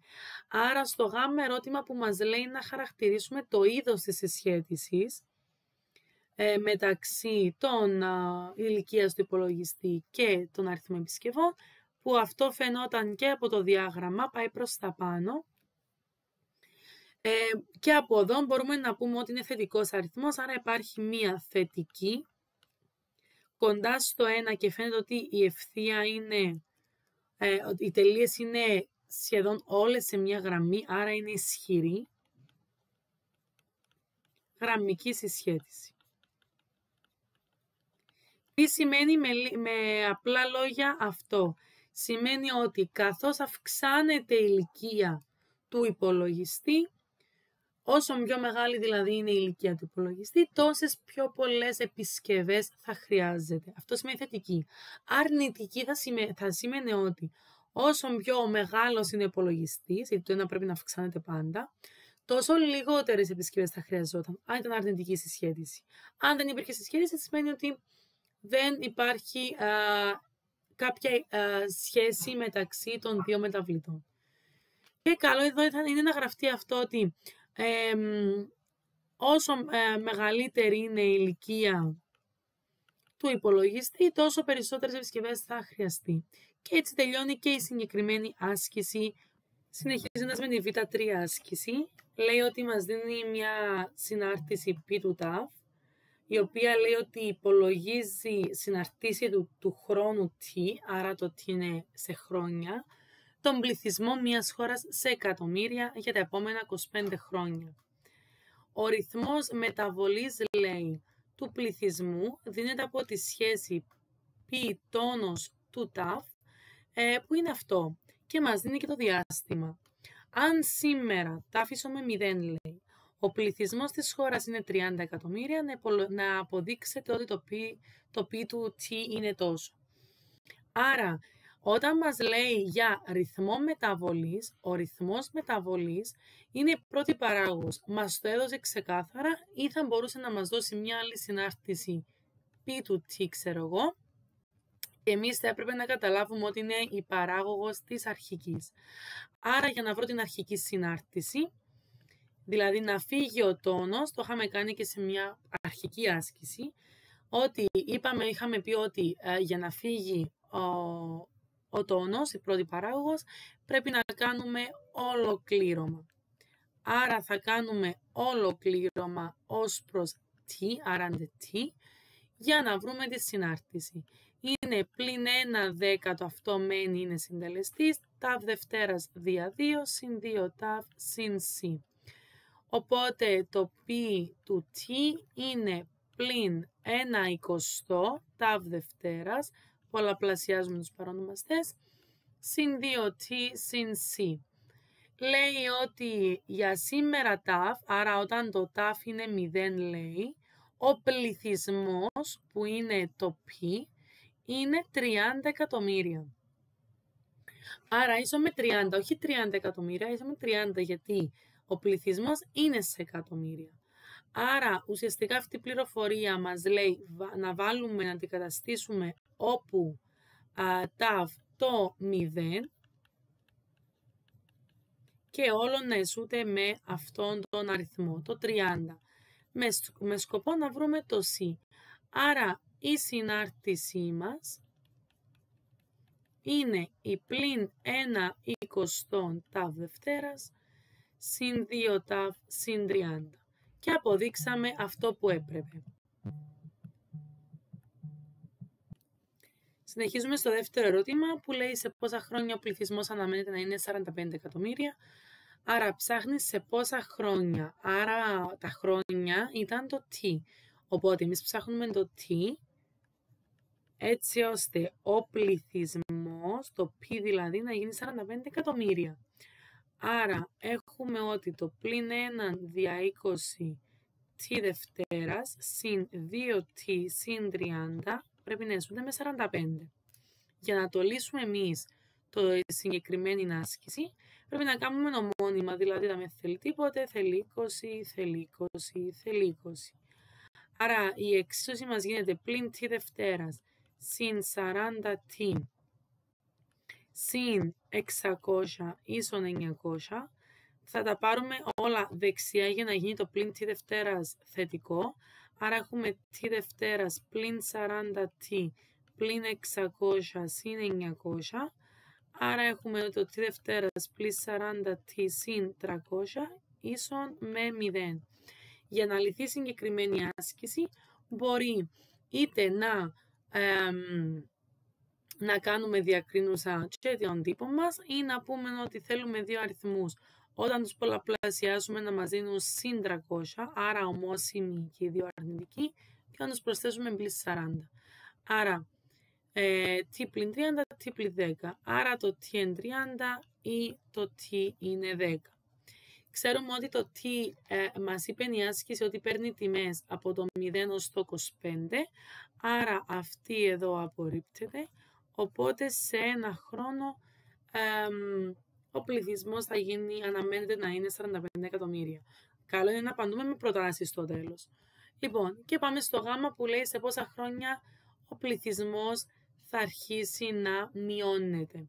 Για να μειώνεται, πρέπει να δούμε τη μονοτονία μας. Θέλουμε τη συνάρτηση να μειώνεται, άρα θα πρέπει να ασχοληθούμε με την μονοτονία.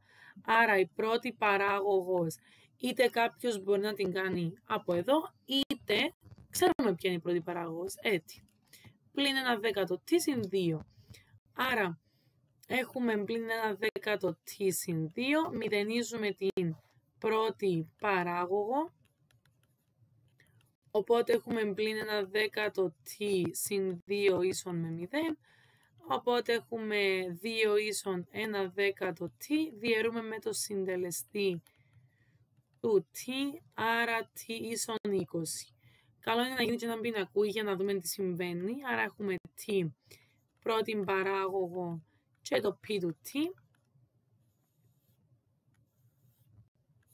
Το t είπαμε ότι πιάνει τιμές που το 0 ως το 25, 20.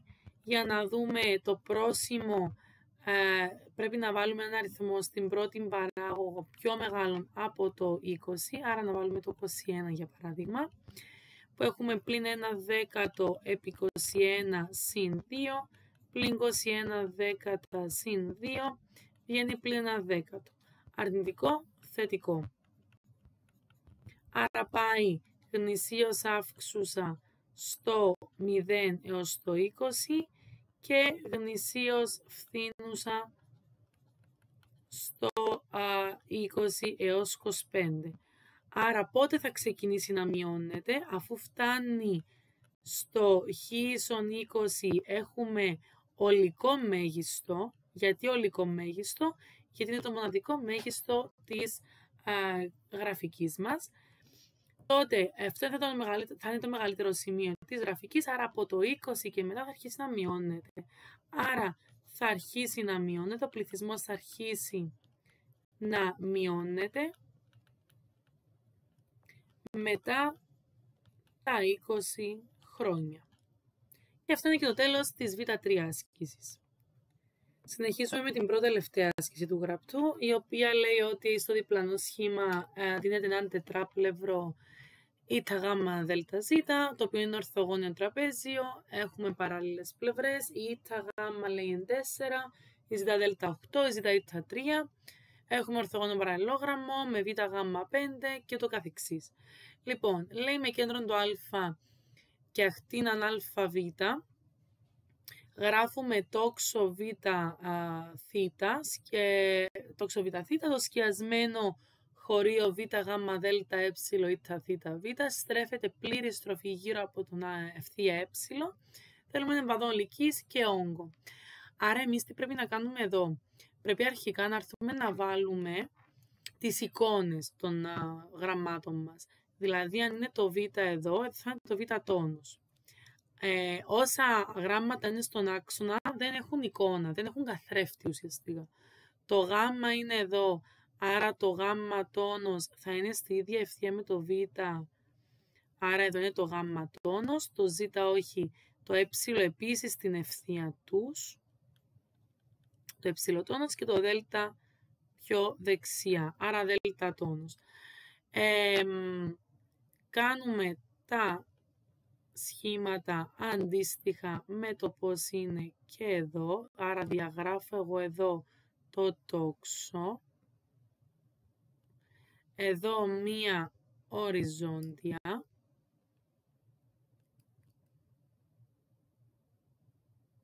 ωραία, εδώ μία κάθετη, όπως και εδώ μία κάθετη που συνεχίζει, οριζόντια διακεκομμένη, οριζόντια συνεχόμενη και ενώνουμε και το δέλτα τόνος γάμμα τόνος. Λοιπόν, τώρα στη συνέχεια τι κάνουμε? Στη συνέχεια ενώνουμε τις εικόνες, δηλαδή το β με την εικόνα του, με το β τόνος, κυκλικά. Γιατί κάνοντας μια στροφή κάνουμε αυτό το πράγμα πάντα. Αυτό γίνεται στη στροφή. Άρα ενώνοντας τα κυκλικά σημαίνει το β με το β τόνος έτσι και έτσι, το γ με το γ τόνος αντίστοιχα, τις εικόνες μόνο. Άρα το ε με το ε τόνος και το δ εννοείται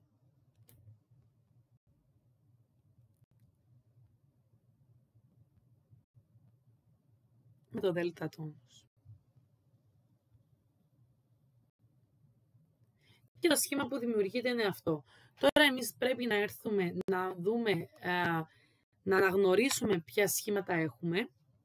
Οπότε μπορώ να πω ότι ξεκινώντας από πάνω το β, θ, β τόνος είναι ένα ημισφαίριο.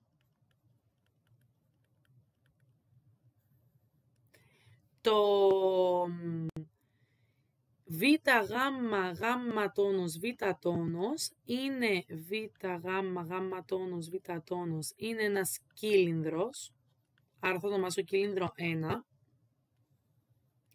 Το γάμμα ε τόνος γάμμα τόνος είναι ένας άλλος κύλινδρος και θα το ονομάσω 2 γιατί είναι διαφορετικοί κύλινδροι. Φαίνεται ότι ο ένας είναι πιο ψηλός από τον άλλο. Και κάτω έχουμε γάμμα δέλτα δέλτα τόνος γάμμα τόνος, γάμμα δέλτα δέλτα τόνος γάμμα τόνος, έναν κόλλουρο κόνο. Τα χωρίζω για να δω από τις πληροφορίες που μου έδωσε τι είναι για το κάθε σχήμα το κάθε τι. Να πούμε εδώ ότι υπάρχει και ένας κόνος τον οποίο έχουμε παραβλέψει. Βλέπετε ότι το ΙΤΑΕ είναι ενωμένα. Ωραία. Άρα εδώ μέσα υπάρχει και ένας κόνος με στοιχεία, με κορυφές ΙΤΑΕ τόνος. Καλό θα είναι να σκιάσουμε τα αντίστοιχα σημεία, τα αντίστοιχα χωρία, δηλαδή αυτό ήταν σκιασμένο και αυτό.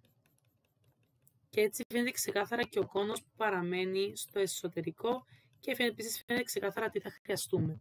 Λοιπόν, ξεκινούμε. Έχουμε τώρα τετράπλευρο ήτα, γάμμα, ζήτα, δέλτα, ζήτα. Αυτό το τετράπλευρο είναι ένα ορθογώνιο τραπέζιο, ορθή γωνία. Οι παράλληλες είναι η ήτα γάμμα με την ζήτα δέλτα και ξέρουμε ότι η ήτα γάμμα, να την αυτή εδώ, είναι 4. Τώρα, εμείς αυτό το 4 πρέπει να το ερμηνεύσουμε. Παρατηρώ ότι ανήκει στον κόνο, στον κύλινδρο τον μεγάλο, άρα είναι η ακτίνα του κύλινδρου του μεγάλου. Είναι η ακτίνα του κύλινδρου του μικρού, αυτό το παρατηρούμε, και είναι η μικρή ακτίνα του κόλλουρου. Επίσης, αφού αυτό είναι 4 και αυτό είναι 4, άρα είναι αντίστοιχα και η ακτίνα του ημισφαιρίου. Οπότε έτσι ξεκινάμε σιγά σιγά να βρίσκουμε τα στοιχεία. Πού ξέρω ποια στοιχεία θα βρούμε, από πού το ξέρουμε, από τους τύπους. Αυτό είναι το εμβαδόν, αυτό είναι ο όγκος, αυτό δίνεται στο τυπολόγιο είπαμε. Βλέπουμε ότι θέλουμε ακτίνα ύψος, άρα ο κύλινδρος έχει μόνο ακτίνα και μόνο ύψος. Ο κόνος έχει ρο, άρα έχει ακτίνα ο κόνος, που και αυτού αν το παρατηρήσετε και αυτοί 4 είναι, αφού είναι στο ίδιο παράλληλες, είναι το ίδιο παράλληλες, οπότε είναι 4. Έχει λάμδα που είναι η λεγόμενη γενέτειρα, που είναι η πλάγια πλευρά, και έχει και ύψος. Η σφαίρα έχει μόνο ακτίνα. Ενώ ο κόλλουρος κόνος έχει 2 ακτίνες, άρκερο, λάμδα, γενέτειρα επίσης, πλάγια πλευρά και ύψος. Λοιπόν, άρα το 4 ήταν οι ακτίνες όλων των σχημάτων και συνεχίζουμε μετά. Το ζ δέλτα είναι 8. Ζ δέλτα όλο αυτό είναι 8. Άρα αφού αυτό είναι 8, αυτή είναι και η μεγάλη βάση του κόλλουρου. Που είναι 8. Άρα ουσιαστικά ήταν 4 και 4, με λίγα λόγια. Λοιπόν, συνεχίζουμε. Ζ ήτα λέει είναι 3. Το ζ ήτα, να το κάνω τώρα έτσι προσωρινά, το ζ ήτα βλέπετε που είναι από την κορυφή του κόνου, του κύλινδρου και του κόλλουρου. Άρα αφού είναι από την μία βάση τους μέχρι την επόμενη βάση τους, τότε αυτό είναι και το ύψος. Οπότε θα πούμε εδώ ότι το ύψος του κυλίνδρου του δεύτερου είναι 3, το ίδιο και το ύψος του κόλλουρου, το ίδιο και το ύψος του κόνου. Και τώρα θα πούμε ότι μας λείπει εδώ από τον... να συνεχίσουμε πρώτα και να τα βρίσκουμε. Μετά λέει το τετράπλευρο α, β, γ, η είναι ορθογώνιο παραλληλόγραμμο με β, γ, 5. Στον κύλινδρο αυτό είναι το ύψος του. Άρα στους κυλίνδρους θέλαμε ακτίνα και ύψος μόνο, τα οποία και βρήκαμε. Άρα αυτά που μας λείπουν είναι οι γενέτειρες, τα λάμδα στον κόλλουρο και στον κόνο, που η μία πλευρά είναι αυτή και η άλλη είναι αυτή. Λοιπόν, που και αυτό είναι 3, εννοείται είναι κάθετα και τα δύο παράλληλα, άρα είναι 3. Για να βρούμε τη γενέτειρα, παρατηρούμε ότι έχουμε ορθογώνιο τρίγωνο μέσα, άρα εφαρμόζουμε Πυθαγόριο θεώρημα. Η γενέτειρα στο τετράγωνο ισούται με ύψος στο τετράγωνο συν ακτίνα στο τετράγωνο. Λάμδα τετράγωνο ίσον 4 τετράγωνο που ήταν η ακτίνα συν ύψος στο τετράγωνο. 16 και 9, 25, άρα λάμδα ίσον 5. Οπότε η γενέτειρα είναι 5 cm του κόνου και του κύλινδρου, αφού οι πλευρές οι κάθετες ήταν 4 και στα 2. Άρα η άσκηση, η φασαρία ας πούμε αυτής της άσκησης είναι αρχικά να βρούμε όλα τα στοιχεία όλων των σχημάτων. Πρώτα απ' όλα να δημιουργήσουμε το σχήμα, να εντοπίσουμε τα στερεά που υπάρχουν, να βρούμε τα στοιχεία τους και έπειτα μετά απλά εφαρμόζουμε τους τύπους. Λοιπόν, ξεκινάμε με το εμβαδόν ολικής. Λοιπόν, για το εμβαδόν ολικής θέλουμε το σχήμα. Για το εμβαδόν ολικής χρειαζόμαστε τις επιφάνειες που χρησιμοποιούμε. Δηλαδή, ξεκινάω από εδώ και πάω. Θέλουμε τη β' γάμμα, άρα για το εμβαδόν θέλω το εμβαδόν της β' γάμμα. Συνεχίζω, πάω κυκλικά είπαμε, δεν θα πάω κάπου ανάμεσα. Πάω β' γάμμα, γάμμα δέλτα, δέλτα ε, σταματώ εδώ γιατί αυτό είναι κενό, βλέπετε που είναι σχιασμένο. Άρα δέλτα ε, συνεχίζω περιφερειακά εμβαδόν ε, πάω πάνω εμβαδόν θ, και καταλήγω μέχρι να φτάσω από εκεί που ξεκίνησα εμβαδόν θ, β. Άρα εμείς χρειαζόμαστε τα εμβαδά παράπλευρης ή κυρτής επιφάνειας αυτών των πλευρών τα οποία όταν περιστραφούν θα μου δώσουν τα αντίστοιχα στερεά. Δηλαδή η β' γάμμα, για να είναι πιο εύκολο σας, για τη β' γάμμα παρατηρώ ότι ο καθρέφτης είναι το β' τόνος γαμματόνος. Άρα είναι πλευρές του κύλινδρου του 1. Άρα είναι εμβαδόν κύλινδρου. Το γάμμα δέλτα, η εικόνα του είναι το γαμματόνος δελτατόνος, που είναι οι πλευρές του κόλλουρου. Κόλλουρος κόνος. Το δέλτα ε, αν το πάρουμε, είναι εμβαδόν δακτυλίου. Και εδώ να πούμε ότι οριζόντιες πλευρές, μόνο οι οριζόντιες μας βρίσκουν εμβαδόν κύκλου ή δαχτυλίου. Δαχτύλιος είναι όταν υπάρχει κενό, δηλαδή η πλευρά σταματάει μέχρι ένα σημείο και όχι μέχρι την ευθεία περιστροφής. Είναι δαχτύλιος. Μετά η εψιλοήτα είναι η πλευρά γενέτειρα του κόνου, άρα είναι εμβαδόν του κόνου. Η θήτα ήτα είναι η θήτα ήτα, αν το παρατηρήσετε,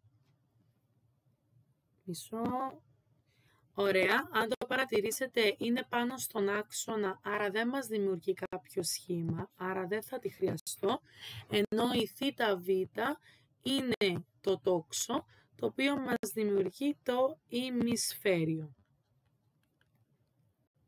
Και προχωράμε με τους τύπους. Λοιπόν, μπορούμε να τα κάνουμε ξεχωριστά, αν προτιμά κάποιος, άρα εδώ θα το συνεχίσω με αστερίσκο. Το εμβαδόν του κύλινδρου είναι 2πr επί ύψος, 2πr-u, που είναι 2 του κύλινδρου του πρώτου είπαμε, άρα είναι 2π επί 4 επί 5, και είναι 40π cm τετράγωνο. Μετά έχω το εμβαδόν του κόλλουρου που είναι νάτο π r συν ρ επί λάμδα, που είναι π, r είναι 8, ρ είναι 4 επί λάμδα. Βλέπετε που απλά τα έχουμε και απλά τα εφαρμόζουμε. Πάω στο ανάλογο σχήμα, βρίσκω τα στοιχεία και απλά τα εφαρμόζουμε στους τύπους. Γι' αυτό τώρα είναι όλα πολύ πιο απλά. Άρα μας βγαίνει 60π τετραγωνικά εκατοστόμετρα. Μετά έχουμε το εμβαδόν του δαχτυλίου, που το εμβαδόν του δαχτυλίου είναι π r Δευτέρας πλην ρ Δευτέρας. Λοιπόν, π r Δευτέρας είναι η μεγάλη ακτίνα που ήταν 8, ρ μικρό ήταν 4, άρα 4 Δευτέρας. Και αυτό θα μας βγει 48π, cm Δευτέρας. Εδώ να πούμε ότι το εμβαδόν του κύκλου, του κυκλικού δίσκου, είναι πr Δευτέρας, ενώ το εμβαδόν του δαχτυλίου είναι αφαίρεση μεγάλου κύκλου πλην μικρού ουσιαστικά. Γι' αυτό εφαρμόζουμε και αυτόν τον τύπο. Αυτός είναι δέλτα, δαχτύλιος. Ωραία. Μετά συνεχίζουμε εμβαδόν κόνου. Είναι PR λάμδα. Του κόνου είναι 4 και 5, άρα επί 4 επί 5, 20π, cm Δευτέρας. Και μετά έχουμε και το εμβαδόν του ημισφαιρίου, άρα είναι η σφαίρα που υπάρχει εδώ δια 2. Άρα είναι 4 PR Δευτέρας Δεύτερα. Αν θέλει κάποιος απλό πει εξ αρχής, αν θέλει το κάνει μετά στην υπολογιστική. Άρα του ημισφαιρίου είναι 32π cm Δευτέρας. Και μετά το μόνο που έχουμε να κάνουμε είναι απλά να τα προσθέσουμε εδώ. 40π και 60 και 48π και 20π και εννοείται όλα μπορούν να μπουν στην υπολογιστική γιατί είναι όλα με π, οπότε θα μας βγάλει ένα τελικό αποτέλεσμα η υπολογιστική μας. Οπότε έχουμε εδώ 200π cm Δευτέρας. Και εδώ τελειώνει το εμβαδόν ολικής. Μετά, η άσκηση ζητάει και τον όγκο. Ο όγκος του στερεού είναι πολύ πιο απλό γιατί θέλω όλα τα σχήματα τα οποία έχω γράψει, αφαιρώντας από τα σκούρα σχήματα τα άσπρα. Για παράδειγμα, ο πρώτος, το ημισφαίριο, είναι άσπρο, άρα αυτό θα αφαιρεθεί. Πλην. Ο κύλινδρος ο μεγάλος έχει κομμάτι του που είναι σκούρο, άρα θα το προσθέσω και από αυτόν θα αφαιρέσω το ημισφαίριο. Μετά πηγαίνοντας στον κόλουρο, στον κόλουρο έχουμε εξωτερικά σχήματα, βλέπουμε. Ο κόλουρος είναι σκιασμένος, από τον οποίο αφαιρείται ο κόνος. Ο κύλινδρος ο μεσαίος δεν θα το χρησιμοποιήσουμε, γιατί είναι κομμάτι του κόλουρου. Άρα έχουμε και λέμε ότι ο όγκος είναι ο όγκος του κυλίνδρου 1 συν τον όγκο του κόλουρου κόνου μείον τον όγκο του ημισφαιρίου, όχι τον όγκο, του ημισφαιρίου,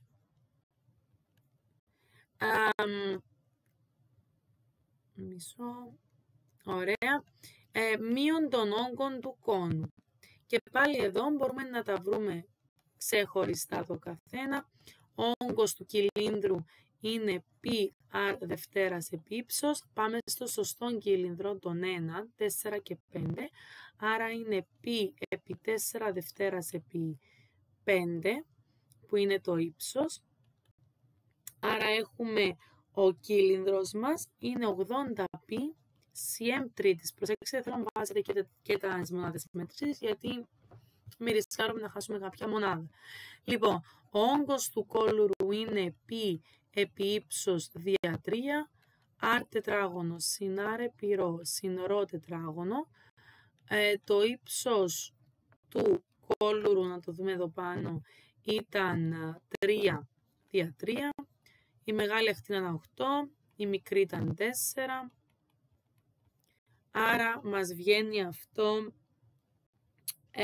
112 pcm τρίτης. Μετά έχουμε το εμβαδόν, τον όγκο του ημισφαιρίου. Ο όγκος από το τυπολόγιο είναι 4πr τρίτης δια 3, αλλά εμείς θέλουμε μισή σφαίρα. Οπότε είναι 4π, η ακτίνα της σφαίρας ήταν 4, άρα επί 4 τρίτης δια 6, ή βάζοντας το στην υπολογιστική, αν δεν μας βολεύει, εννοείται μπορεί να γίνει, να παραμείνει εδώ 3 δεύτερα, δεύτερα, και κάνοντας τις πράξεις μας, το ημισφαίριο μας δίνει 128 τρίτα pcm τρίτης και τέλος ο όγκος του κόνου που θα είναι R δευτέρας επί ύψος δια 3, παίρνοντας τα στοιχεία που έχουμε ήδη γράψει πάνω. Είναι η ακτίνα του 4, το ύψος του 3 δια 3, άρα έχουμε 16 PCM τρίτης. Οπότε έχουμε 80π συν 112π πλην 128 τρίτα π πλην 16π.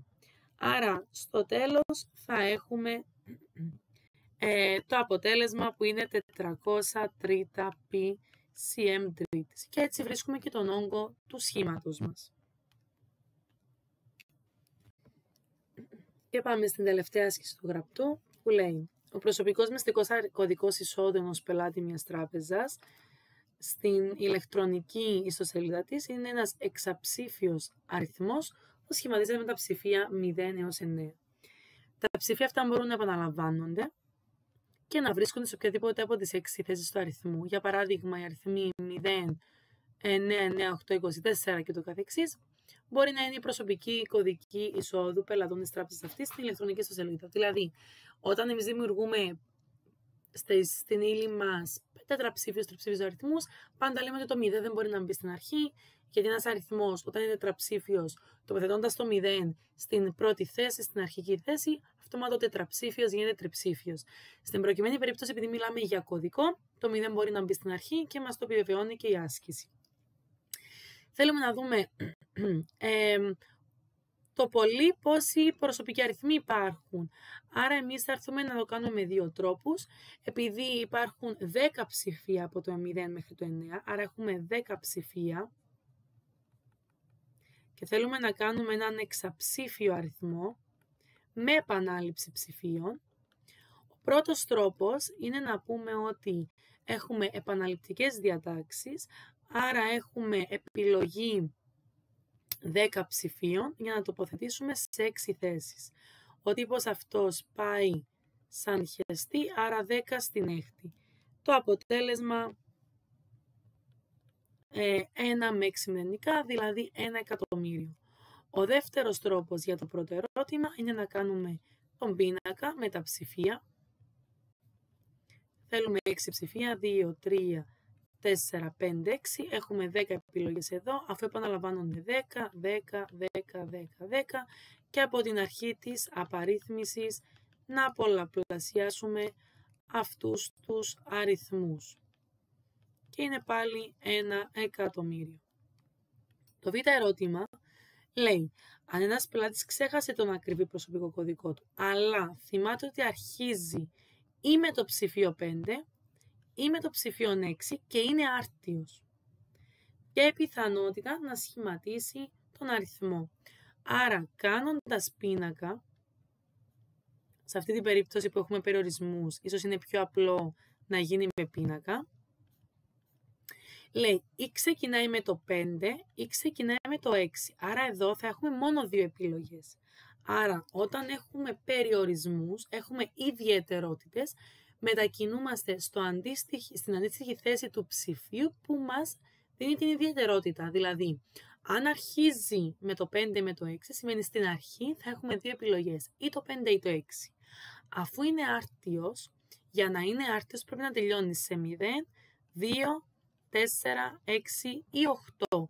Άρα εδώ έχουμε 5 επιλογές και επειδή είναι με επανάληψη τα ψηφία, εννοείται κάποιο ψηφίο μπορεί να επαναλαμβάνεται, άρα δεν πάβουν να είναι 10 τα ψηφία μας. Άρα από την αρχή της απαρίθμησης πολλαπλασιάζουμε, άρα έχουμε 100.000. Λοιπόν, επειδή όμως ζητάει την πιθανότητα τώρα εμάς, η πιθανότητα να συμβεί αυτό, το βάζω π του β γιατί είναι το β ερώτημα, μια πιθανότητα είναι νη του β δια νη του ω. Τι είναι το νη του β? Είναι πόσοι αριθμοί έχω με αυτή την ιδιαιτερότητα. Οι αριθμοί που υπάρχουν με αυτή την ιδιαιτερότητα είναι 100.000 αριθμοί. Το νη του ω ποιοι είναι? Είναι όλοι οι αριθμοί χωρίς κανέναν περιορισμό. Αυτό. Οπότε έχουμε 100.000 προς 1 εκατομμύριο, άρα είναι 1 δέκατο.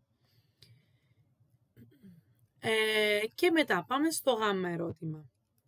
Το γάμμα ερώτημα λέει ποια είναι η πιθανότητα ένας πελάτης της τράπεζας αυτής να έχει προσωπικό μυστικό κωδικό, το οποίο τα ψηφία να είναι διαδοχικά και σε ευθύνουσα διάταξη.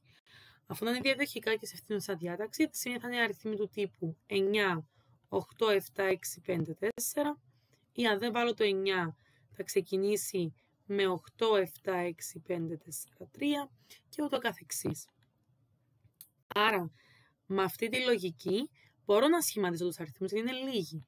Άρα, 7, 6, 5, 4, 3, 2, 6, 5, 4, 3, 2, 1 και 5, 4, 3, 2, 1, 0. Θέλουμε να είναι διαδοχικά, δηλαδή από το 9 να πάω στο 8, από το 8 στο 7 και το καθεξής, και να είναι εξαψήφι κατά ευθύνουσα σειρά.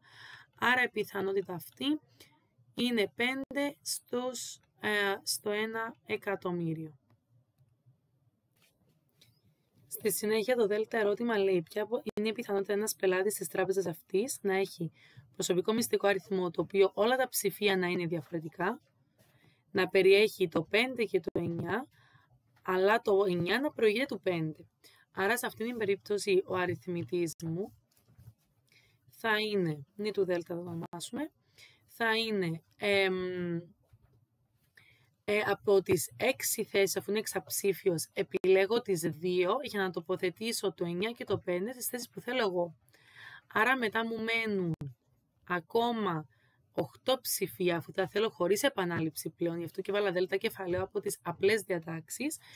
Από τα 8 ψηφία που θέλω, που έχω σαν επιλογή ακόμα, αφού τα 2 από τα 10 τα πήρα, έχω ακόμη 4 θέσεις, αφού οι 2 έχουν καλυφθεί από το 9 και το 5.